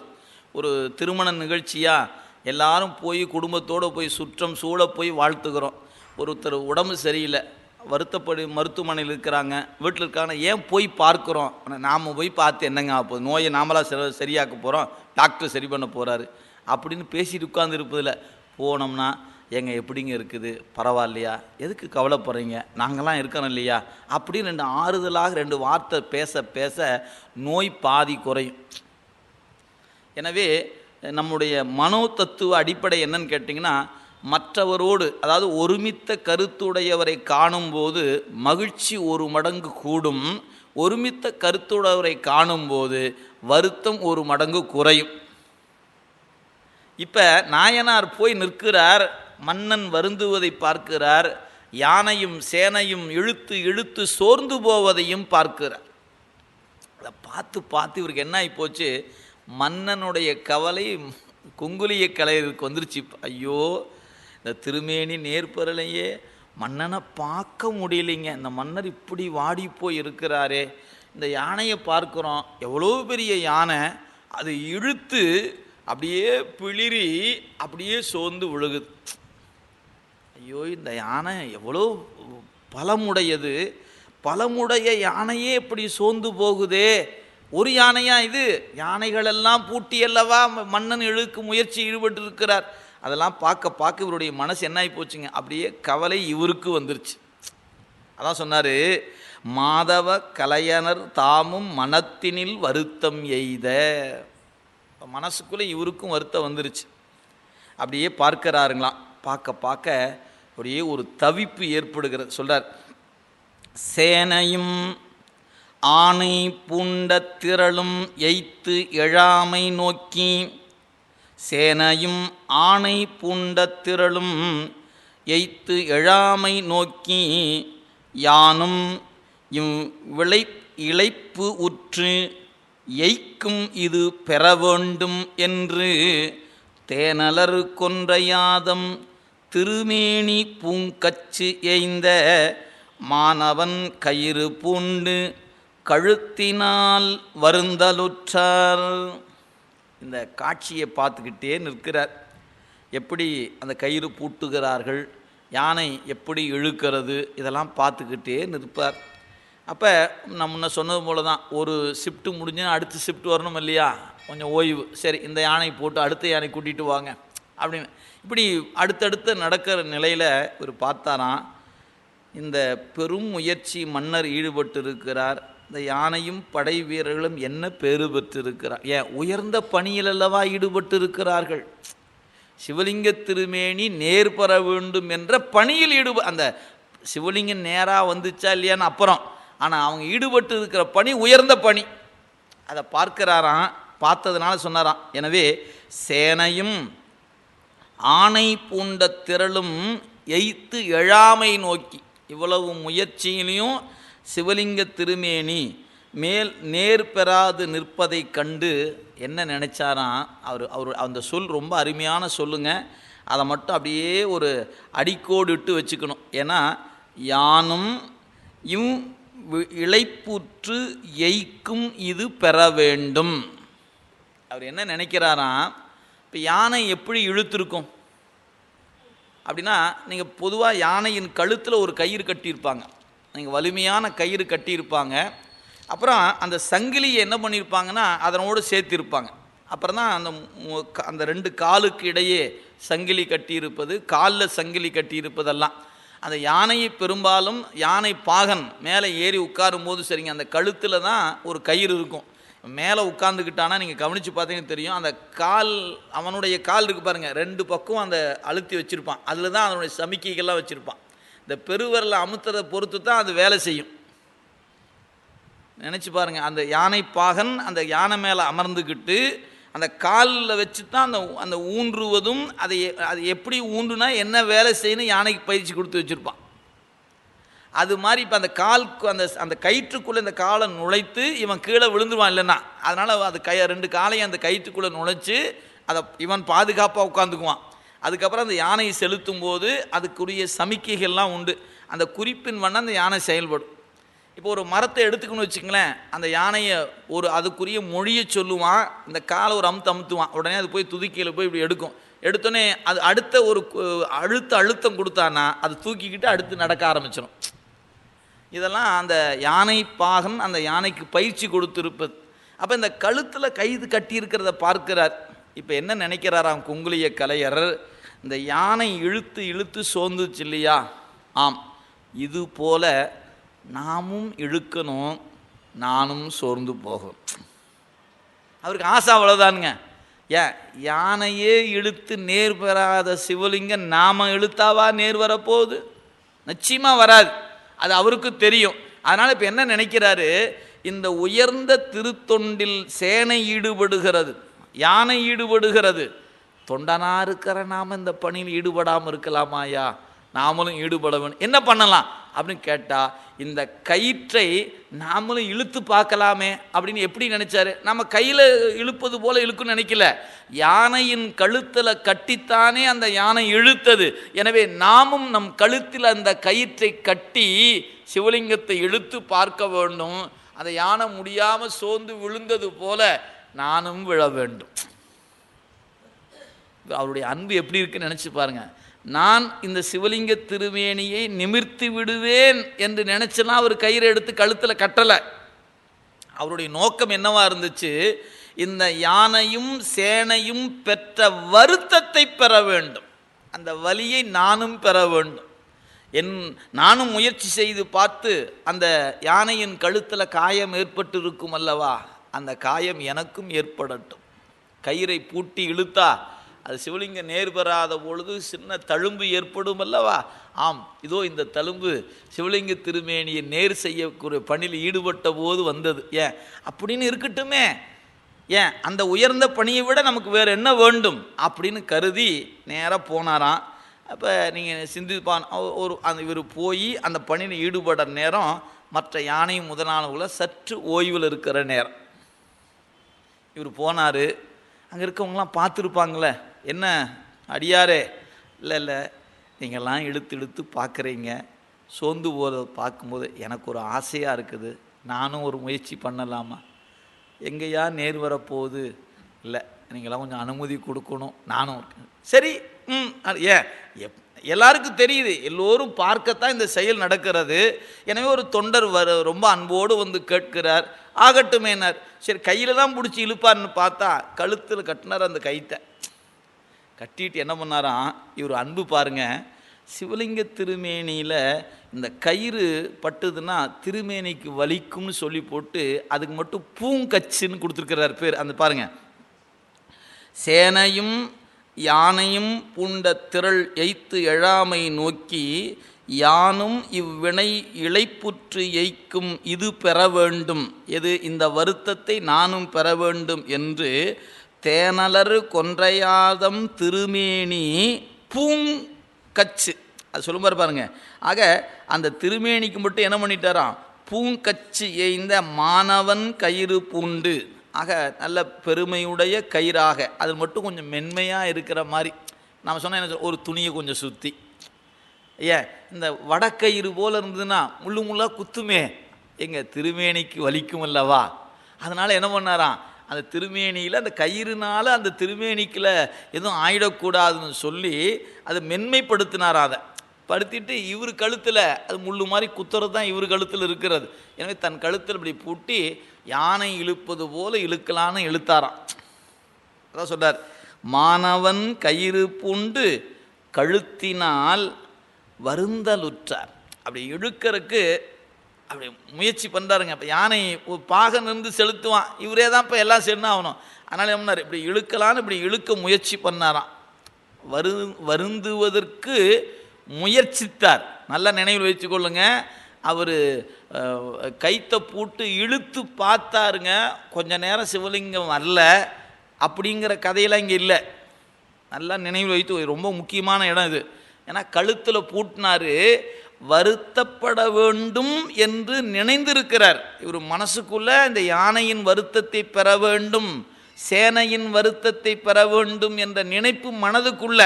ஆனால் உடம்பு இன்னும் அந்த வருத்தத்தை பெறலை, பெறுவதற்காகத்தான் கைத்தை பூட்டி இருக்கிறார். இப்போ இழுக்க போகிறார். இப்போ நீங்கள் நமக்கெல்லாம் பார்க்கணும்னா சிவலிங்கத்து மேலே ஒரு பக்கம் ஒரு கச்சு போடப்பட்டு இருக்கிறது, இன்னொரு முனை இவர் கழுத்தில் இருக்கிறது. நாமெல்லாம் பார்க்க பார்க்க குங்குலியை கலையர் என்ன பண்ண போகிறாரு, இழுக்க போகிறார். இழுக்கிறாரு. எப்படி இந்த யானை இழுத்த மாதிரி அப்படின்ற மாதிரி ஏதாவது சத்தமெல்லாம் கேட்டு இருக்கிறான்னு பார்த்து அந்த சிவலிங்க திருமேனி நேர் வரலன்னா சொல்லலைங்க சேக்கிழார் பெருமா. என்ன இந்த இடத்துல எனக்கு அடுத்த பாட்டை கவனிச்சு பாருங்க. சொல்லார், நன்னிய ஒருமை அன்பின், நன்னிய ஒருமை அன்பின் நாரூறு பாசத்தாலே திண்ணிய தொண்டர் பூட்டி இழைத்த பின் திரம்பி நிற்க ஒண்ணுமோ. திண்ணிய தொண்டர் பூட்டி இழைத்து பின் திரம்பி நிற்க ஒண்ணுமோ. கலையநாதம் ஒரு பாடு கண்டபோதே அண்ணலார் நேரே நின்றார், அமரரும் விசும்பில் ஆர்த்தார். சேக்கிழார் என்ன காட்டுறாரு தெரியுங்களா, இந்த கைத்தை பூட்டினாராம், சிவாய நம சிவாய நம அப்படி சொல்லி இழுக்கலான்னு இப்படி இழுத்தா சிவலிங்க திருமேனி அப்படியே நேராக வந்துருச்சுங்களாம். ஏன், கழுத்து வலிச்ச பிறகு சிவலிங்க திருமேனி நேர் நிற்குமானால் சிவபெருமானின் கருணைக்கு இழுக்கு.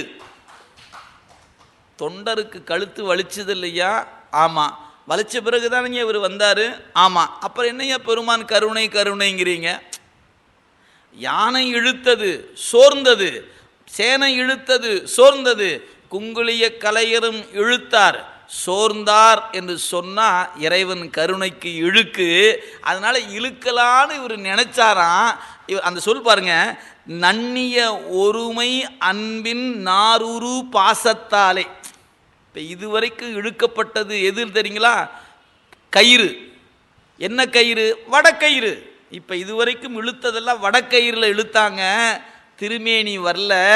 ஆனால் இப்போ என்ன கயிறில் இழுக்கப்படுது தெரியுங்களா? அன்பு என்கின்ற கயிறு கொண்டு கழுத்தில் கட்டி இழுத்தார். சிவலிங்கம் மாறாமல் இருக்குமாயா? சேக்கிழார் பாருங்க, நன்னிய ஒருமை பக்கத்தில் வந்து நின்று அந்த கவனம் சிதறாது நின்று எப்படி இழுக்கிறாராம்? அன்பினால் இழுத்தாராம். எது? இந்த கயிறு என்ன கயிறு? அதே கயிறு தான், பாசத்தாலே. இப்போ யானையும் பாசம்னா கயிறுங்க, வேற ஒன்றும் இல்லை. கயிறுனாலும் பாசம்னாலும் ஒன்று தான். பாசம் என்பது வடமொழி சொல், தமிழில் சொன்னால் கயிறு. எனவே இந்த கயிற்றினாலே என்ன கயிறு? இதுவரைக்கும் இழுக்கப்பட்டதெல்லாம் வடக்கயிறு, இப்போ இழுப்பது அன்பென்னும் கயிறு. அன்புக்கு வாராமல் இருப்பாராயா சிவபெருமான்? அதனால தான் பத்தி வலையில் படுவோன் காண்க வந்து சிக்கிக்குவாருங்க. பத்தி வலையை விரித்து வச்சிங்கன்னா சிக்கிக்குவான். எது வீசுனா கிடைக்காத பெருமான் வந்து சிக்குவான்னார். என்ன அழகு அந்த சொல்லுல இருக்கிறது. அது மாதிரி இப்போ நாயனாருடைய ஒருபாடு கண்ட போதே, அது சொல்லு ரொம்ப கவனம்ங்க. இழுத்த பிறகு வந்து நின்றால் அது கருணைக்கு இழுக்கு. அதான் அந்த வரியில் சொன்னார், திண்ணிய தொண்டர் பூட்டி இழைத்து பின். அவர் கழுத்தில் பூட்டினாரு, இழுத்துனாரு, அப்படியே லேசாக அப்படியே ரத்தம் வந்துச்சு, லேசாக ரத்தம் வந்துச்சு. அதுக்கப்புறம் சிவலிங்கம் நேராக வந்துச்சுன்னு சொன்னால் அது இழுக்குயா. இப்போ நம்ம கேட்கலாம், ஏங்க கண்ணை போட்ட மட்டும் ரத்தம் இல்லையாயா, எப்படியா இப்படிலாம் யோசிக்கிறீங்க அப்படின்னு நினைக்கலாம் இல்லையா. அங்கே நீங்கள் சிந்திப்பது என்னன்னு தெரியுங்களா, விலங்கு முதலானவற்றை கொல்வதே தொழிலாக கொண்டிருப்பவர். அவருக்கு உதிரம் பார்ப்பதனால் பெரிய விளைவு ஒன்றும் இல்லை. ஆனால் சிவலிங்க திருமேனியில் காணும்போது தான் தவித்தார். அதுக்காக அவருக்கு உதிரம் காட்டணும். அது மட்டும் இல்லை, இங்கே அவருடைய அன்பு திறம் எத்தகையது என்பதை சிவகோசரியாருக்கு காட்டணும், அவர் வழியாக நமக்கு காட்டணும். எனவே அங்கு இருக்கக்கூடிய அடிப்படை வேறு, இங்கு இருக்கிற அடிப்படை வேறு. அதனால் இங்கே கழுத்தில் பூட்டிய மாத்திரத்தில் இழுக்க முற்பட்ட பொழுது இவர் நினச்சிட்டு இருக்கிறாரு, அப்படின்னு இழுக்கலான்னு நினச்சா அது எங்கே சத்தம்தான் வந்து சிவலிங்கம் நேராக நிற்கிது. ஏன் சிவலிங்க சிவசிவா சிவசிவா அப்படி தொண்டர்கள்லாம் அங்கே இருக்கிறவங்க எல்லாரும் நினைப்பாங்க, மன்னா மன்னா சிவலிங்க திருமணி நேர் வந்து விட்டது, நேர் வந்து விட்டது அப்படின்னு சத்தம் வந்து. அப்புறம் தான் இவரு பார்த்தாருங்க, ஐயோ பெருமானே அப்படின்னு. ஏன் வானிலிருந்து தேவர்களெல்லாம் பூமாறி பொழிந்தாங்களாம். எப்படி இருந்துக்கும் நினச்சி பாருங்க அந்த இடம். அதான் சொன்னார், நன்னிய ஒருமை அன்பின் நாரூறு பாசத்தாலே திண்ணிய தொண்டர் பூட்டி இழைத்த பின் திறம்பி நிற்க ஒண்ணுமோ. அப்படி நிற்குமாயா சிவலிங்கம்? இல்லை. என்ன பண்ணாராம், அந்த கலையனார் தாம் ஒருபாடு கண்டபோதே, இழுக்க முற்பட்ட போதே வந்துருச்சுங்க. அதான் அங்கே இருக்குது, ஒருபாடு கண்டபோதே அண்ணலார் நேரே நின்றார். அமரரும் விசும்பில் அப்படியே பூமாரி தூணாங்களாம். நீங்கள் இன்னைக்கு போய் பாருங்கள் அந்த திருமேனி எப்படி இருக்கும் அப்படின்னா, இப்போவே வளைஞ்சு தான் இருப்பார். தாடக ஈச்சரம் என்கிற தலத்துக்கு போய் கும்பகோணத்திலிருந்து சென்னை வருகிற பைபாஸ் அதுதான். நீங்கள் இங்கிருந்து போனீங்கன்னா கும்பகோணம் பஸ் ஏறினீங்கன்னா தாடக ஈச்சரம் என்கிற திருப்பனந்தாள்லேயே இறங்கிக்கலாம். பஸ்ஸில் போனீங்கன்னா கும்பகோணம் போய் வர வேண்டியதில்லை, போகும்போதே ஆண்டி வேலியே இறங்கிக்கலாம். அந்த தலம் உள்ளே போய் திருமேனி பாருங்கள், சாஞ்சிருப்பார். ஏன்னா நிமிர்ந்திருந்தாருன்னு சொன்னீங்க அப்படின்னா, முதல்ல அதை விட ரொம்ப கீழே சாஞ்சிருந்தார். இப்போ குங்குலிய கலையர் அன்பு காரணமாக என்ன பண்ணார், இப்படி 90 டிகிரியில் நிற்காம கொஞ்சம் சாஞ்சு நிற்கிறார். ஏன் முழுசாக நின்றுக்கலாமே அப்படின்னா, இன்றைக்கி படிக்கிற வரலாறு படிக்கிற நமக்கு திருமேனி சாஞ்சிருந்ததுன்னு சொன்னால் யாரும் நம்ப மாட்டோம். ஏன் நேராக நின்னது தான் சாஞ்சிருச்சு, நிமித்தித்தான்னு கப்ஸா விட்டாங்கன்றான். அதனால் என்ன பண்ணார், அந்த தாடகைக்காக சாய்ந்ததும் காட்டணும், குங்குலியற்காக நிமிர்ந்ததும் காட்டணும். அதனால கீழே சாய்ந்திருந்த திருமேனி இப்போ கொஞ்சமாக சாஞ்சி நிற்கிது. இவ்வளோதாங்க அன்பு. இந்த பெருமான் படுற பாடு நம்மகிட்ட சிக்கிக்கிட்டு நினச்சி பாருங்களேன். ஏன் இப்படி பண்ணால் அப்படி சொல்லிடுவா, அப்படி பண்ணால் இப்படி சொல்லிடுவானே. 2 பேர்த்துக்கு இறங்கி அருள் செய்த திறத்தை காட்ட வேண்டும் என்று கருதி இன்றைக்கி அந்த திருமேனி கொஞ்சம் சாய்ந்திருக்கு, அவ்வளோதான். முதல்ல எப்படி இருந்திருக்கும், ரொம்பவும் சாய்ந்திருந்த திருமேனி நிமிர்ந்தது. யார், குங்குலியருடைய அன்புக்காக. அந்த அன்புக்காக 100% நிமிர்ந்து நின்றிருக்குமானால் தாடகைக்காக சாய்ந்தது காணாமல் போயிருக்கும். எனவே இருவருக்கும் அருள் செய்த திறத்தை இன்று 21ஆம் நூற்றாண்டில் இருப்பவர்கள் காணுவதற்கிற வண்ணமாக அந்த திருமேனி சற்று சாய்ந்து இருப்பதை போனால் பார்க்கலாம். எனவே அதனால தான் ஞானசம்பந்த பெருமான் அந்த தேவாரத்தில் ஒவ்வொரு பாட்டிலும் அந்த பெண்ணினுடைய பக்தியை வியந்து வியந்து தாடகை ஈச்சரமே தாடகை ஈச்சரமே தாடகை ஈச்சரமேன்னு பாடுறார். அருமையான பதிகம். நம்முடைய ஞானசம்பந்த பெருமான் ஒவ்வொரு பாடலிலும் அந்த தாடகை என்கிற பெண்ணுக்காக பெருமான் சாய்ந்ததும் அந்த திறத்தை நினைந்து நினைந்து பாடினார். தாடகை ஈச்சரமே தாடகை ஈச்சரமே என்று மிக அழகான பதிகம். எனவே இறைவன் தொண்டர்களுக்கு என்றும் எளிவந்த பெருமான். நினச்சி பாருங்க, சேனையும் வீரர்களும் படையும் நிமிர்த்த முடியாத திருமேனி தொண்டருடைய அன்பு காரணமாக நிமிர்ந்தது. அப்போ என்ன அர்த்தம்? இறைவனை அன்பு என்ற ஒரு கயிற்றால் தாங்க கட்டி போட முடியும். அவனை நம்பால் இழுப்பதற்கும் அவனை கட்டுவதற்கும் அன்பை தவிர வேறொரு சாதனம் இந்த உலகத்தில் இல்லை, எந்த உலகத்திலும் இல்லை. நாம் செய்ய வேண்டியது அன்பு மட்டும்தான். இந்த அன்பை செலுத்துவதற்கான வழி என்ன? அன்பை பெருக்கணும், அன்பை செலுத்த வேண்டும். அந்த அன்பு தான் அவனை நம்பால் அழைத்து வருகிற ஆற்றலுடையது. அதனால தான் மணிவாசகர் சொன்னார், ஆற்றல் மிக்க அன்பால் உன்னை அழைக்கிற்றேலே.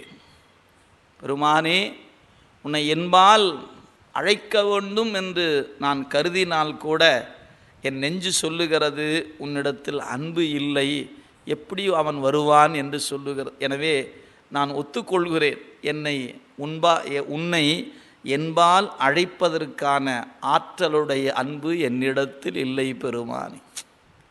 யாருங்க? மணிவாசகர் சொல்றார், ஆற்றல் மிக்க அன்பால் உன்னை அழைக்கிற்றேன். பெருமானே, என்னிடத்தில் அந்த ஆற்றலுடைய அன்பு இல்லையே. அப்போ என்ன தெரியுதுங்க? இறைவனை நம்பால் அழைப்பதற்கு அன்பு என்ற ஒன்றுக்குத்தான் அந்த ஆற்றல் உண்டு. அதனால தான் திருக்கூட்ட சிறப்பில் என்ன சொன்னார்? அத்தர் வேண்டி முன் ஆண்டவர் அன்பினால், அன்பினால் மெய்த்தழைந்து விதிப்புறு சிந்தையார். அந்த அன்பை இறைவனுக்கு சேர்த்தலாம், தொண்டருக்கு சேர்த்தலாம். இறைவன் அடியார்களை எப்படி ஆண்டார்? அத்தர் உலக மக்களை வழிப்படுத்த வேண்டி ஆண்டார். எப்படி ஆண்டார்? அன்பினால் ஆண்டார். சிவபெருமான் அடியார்களை ஆண்டது எந்த வகையில், எந்த சட்டத்தின் கீழ்? அன்பு என்கிற சட்டத்தின் கீழ். சரி, இந்த தொண்டர்கள்லாம் இறைவனுக்கு ஆட்பட்டார்களே, எந்த அடிப்படையில்? அன்பினால். அந்த அன்பு என்பது சிங்க நோக்குங்க. அந்த பாட்டில் அங்கே இறைவனுக்கு சேர்த்தலாம், தொண்டருக்கு சேர்த்தலாம். எனவே அந்த பாட்டை திருக்கூட்ட சிறப்பு இங்கே நூலில் இருக்கிறது, அந்த பாட்டை எடுத்து பார்த்துக்கொள்ளுங்க. அத்தர் வேண்டி முன் ஆண்டவர் அன்பினால், அந்த அன்பை கொண்டு போய் இறைவனுக்கு சேர்த்துவது. அதே அன்பை அடுத்த வரியில் சேர்த்துனீங்கன்னா, அன்பினால் மெய்த்தழைந்து விதிர்ப்புறு சிந்தையார். அப்படியே மணிவாசகர் வழிமொழிந்தார். அன்பினால் அடியேன் ஆவியோடு ஆக்கை ஆனந்தமாய் கசிந்து உருக. எதனால்? அன்பினால் அடியேன் ஆவியோடு ஆக்கை ஆனந்தமாய் கசிந்து உருக என்பரம் அல்லா இன்னருள் தந்தாய் யான் இதற்கிலனோர் கைமாறு. பெருமானே, உன் அன்பை காட்டி என்னை ஆண்டு கொண்டிருக்கிறாயே. என்னுடைய உடம்பின் வழியாக உயிர், உயிர் வழியாக உணர்வு, இத்தனையும் ஆண்டிருக்கிற உனக்கு நான் என்னையா கைமாறு செய்வேன் என்று மணிவாசகர் கதறுகிறார். அன்பினால் அடியேன் ஆவியோடு ஆக்கை ஆனந்தமாய் கசிந்து உருக என் பரம் அல்லா இன்னருள் தந்தாய். நான் நினைத்து பார்க்காத கருணை அல்லவா என் மீது நீ கொடுத்திருக்கிறாய், உனக்கு நான் என்னையா கைமாறு செய்வேன். என்பரம் அல்லா இன்னருள் தந்தாய் யான் இதற்கு இளன் ஓர் கைமாறு. முன்புமாய் பின்பு பரந்த முதனே முத்தரே முதல்வா தென்பராய் துறையாய் சிவலோகா சீருடை சிவபுரத்து அரசே. என்ன கதறுகிறார் பாருங்க. ஏன்? அன்பு காரணம். எனவே அடியார்கள் இறைவனுக்கு ஆட்பட்டதுக்கு அன்பு காரணம், இறைவன் அடியார்களை ஆட்படுத்தி கொண்டதுக்கும் அன்பு காரணம். எனவே குங்குலிய கலையர் கயிற்றினால் இழுக்கவில்லை, அன்பினால் இழுத்தார். எனவே நின்று. இப்போ மன்னன் இழுத்ததுக்கும் சேனை இழுத்ததுக்கும் குங்குலிய கலையரை இழுத்ததுக்கும் என்ன வேறுபாடுனா, அவர்கள் கயிறு கொண்டு இழுத்தார்கள், அந்த திருமேனி நேர் நிற்கவில்லை. இவர் அன்பென்னும் கயிற்றினால் இழுத்தார், அந்த மலை நேர் நின்று விட்டது. இதுதான் இந்த இடத்துல காட்டியிருக்கிறார் என்பதை சொல்லி இன்றைய சிந்தனையை இந்த அளவில் நிறைவு செய்கின்றோம். என்றும் இன்பம் பெருகும் இயல்பினால் ஒன்று காதலித்து உள்ளமும் பொங்கிட மன்றுளார் அடியார் அவர்வான் புகழ் நின்றது எங்கும் நிலவி உலகேலாம். என்றும் இன்பம் வான்முகில் வழாது வெய்க மலிவலம் சுரக்க மன்னன் கோன்முறை அரசு செய்க குறைவிலாத உயிர்கள் வாழ்க நான் மறை அறங்கள் ஓங்க நல் தவம் வேள்வி மல்க மேன்மைகொள் சைவ நீதி விளங்குக உலகமெல்லாம் மேன்மைகொள் சைவ நீதி விளங்குக உலகமெல்லாம் மேன்மைகொள் சைவ நீதி விளங்குக உலகம் எல்லாம். ஐந்தெழுத்து பெருவேள்வி. ஓம் நம சிவாய சிவாய நம. ஓம்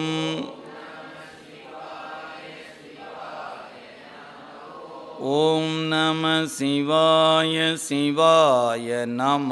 ஓம்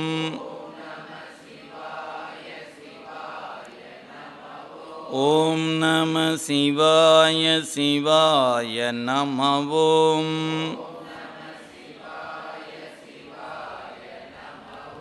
ஓம் நம சிவாய சிவாய நம. ஓம்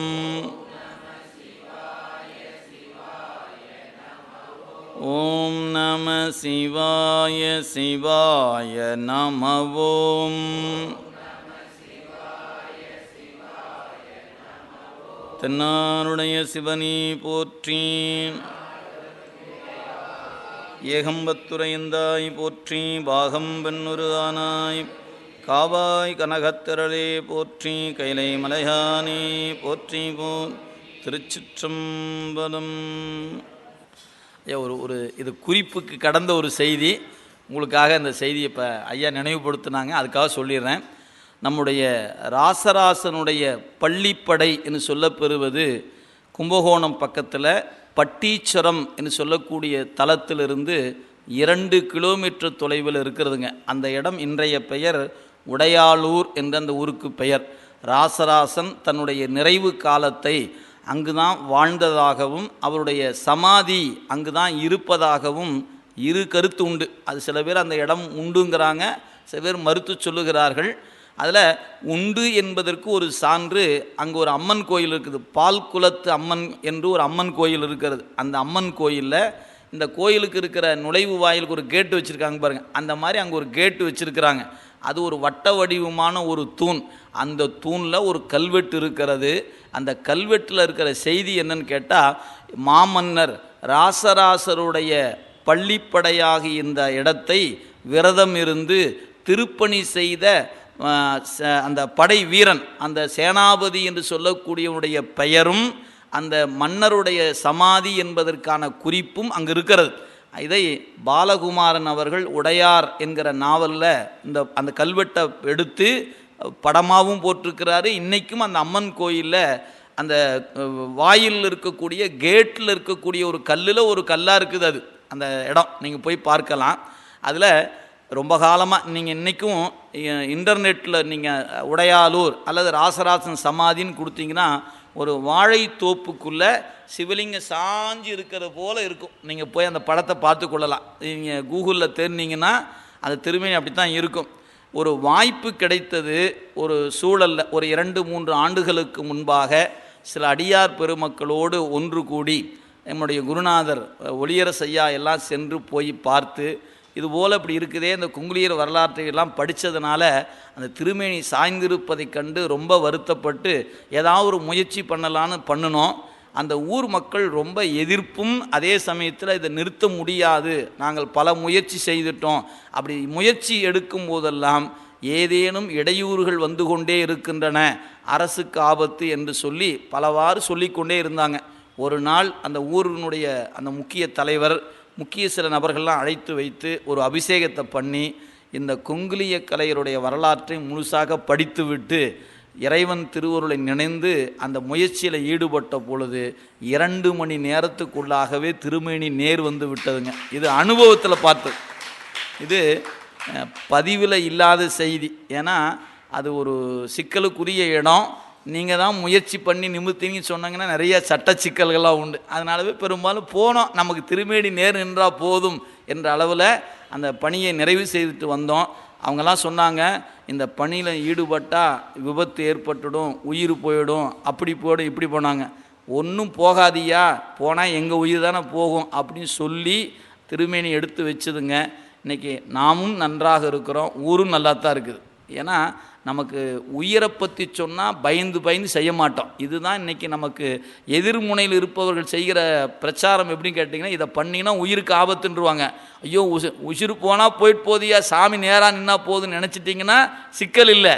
அந்த திருமேனி இன்னைக்கு போனீங்கன்னா நேர் நிற்கிறது. அதற்கு அடிப்படை குங்குளியக்கலைய நாயனாருடைய புராணம் என்பதை மட்டும் சொல்லி நிறைவு செய்கிறேன்.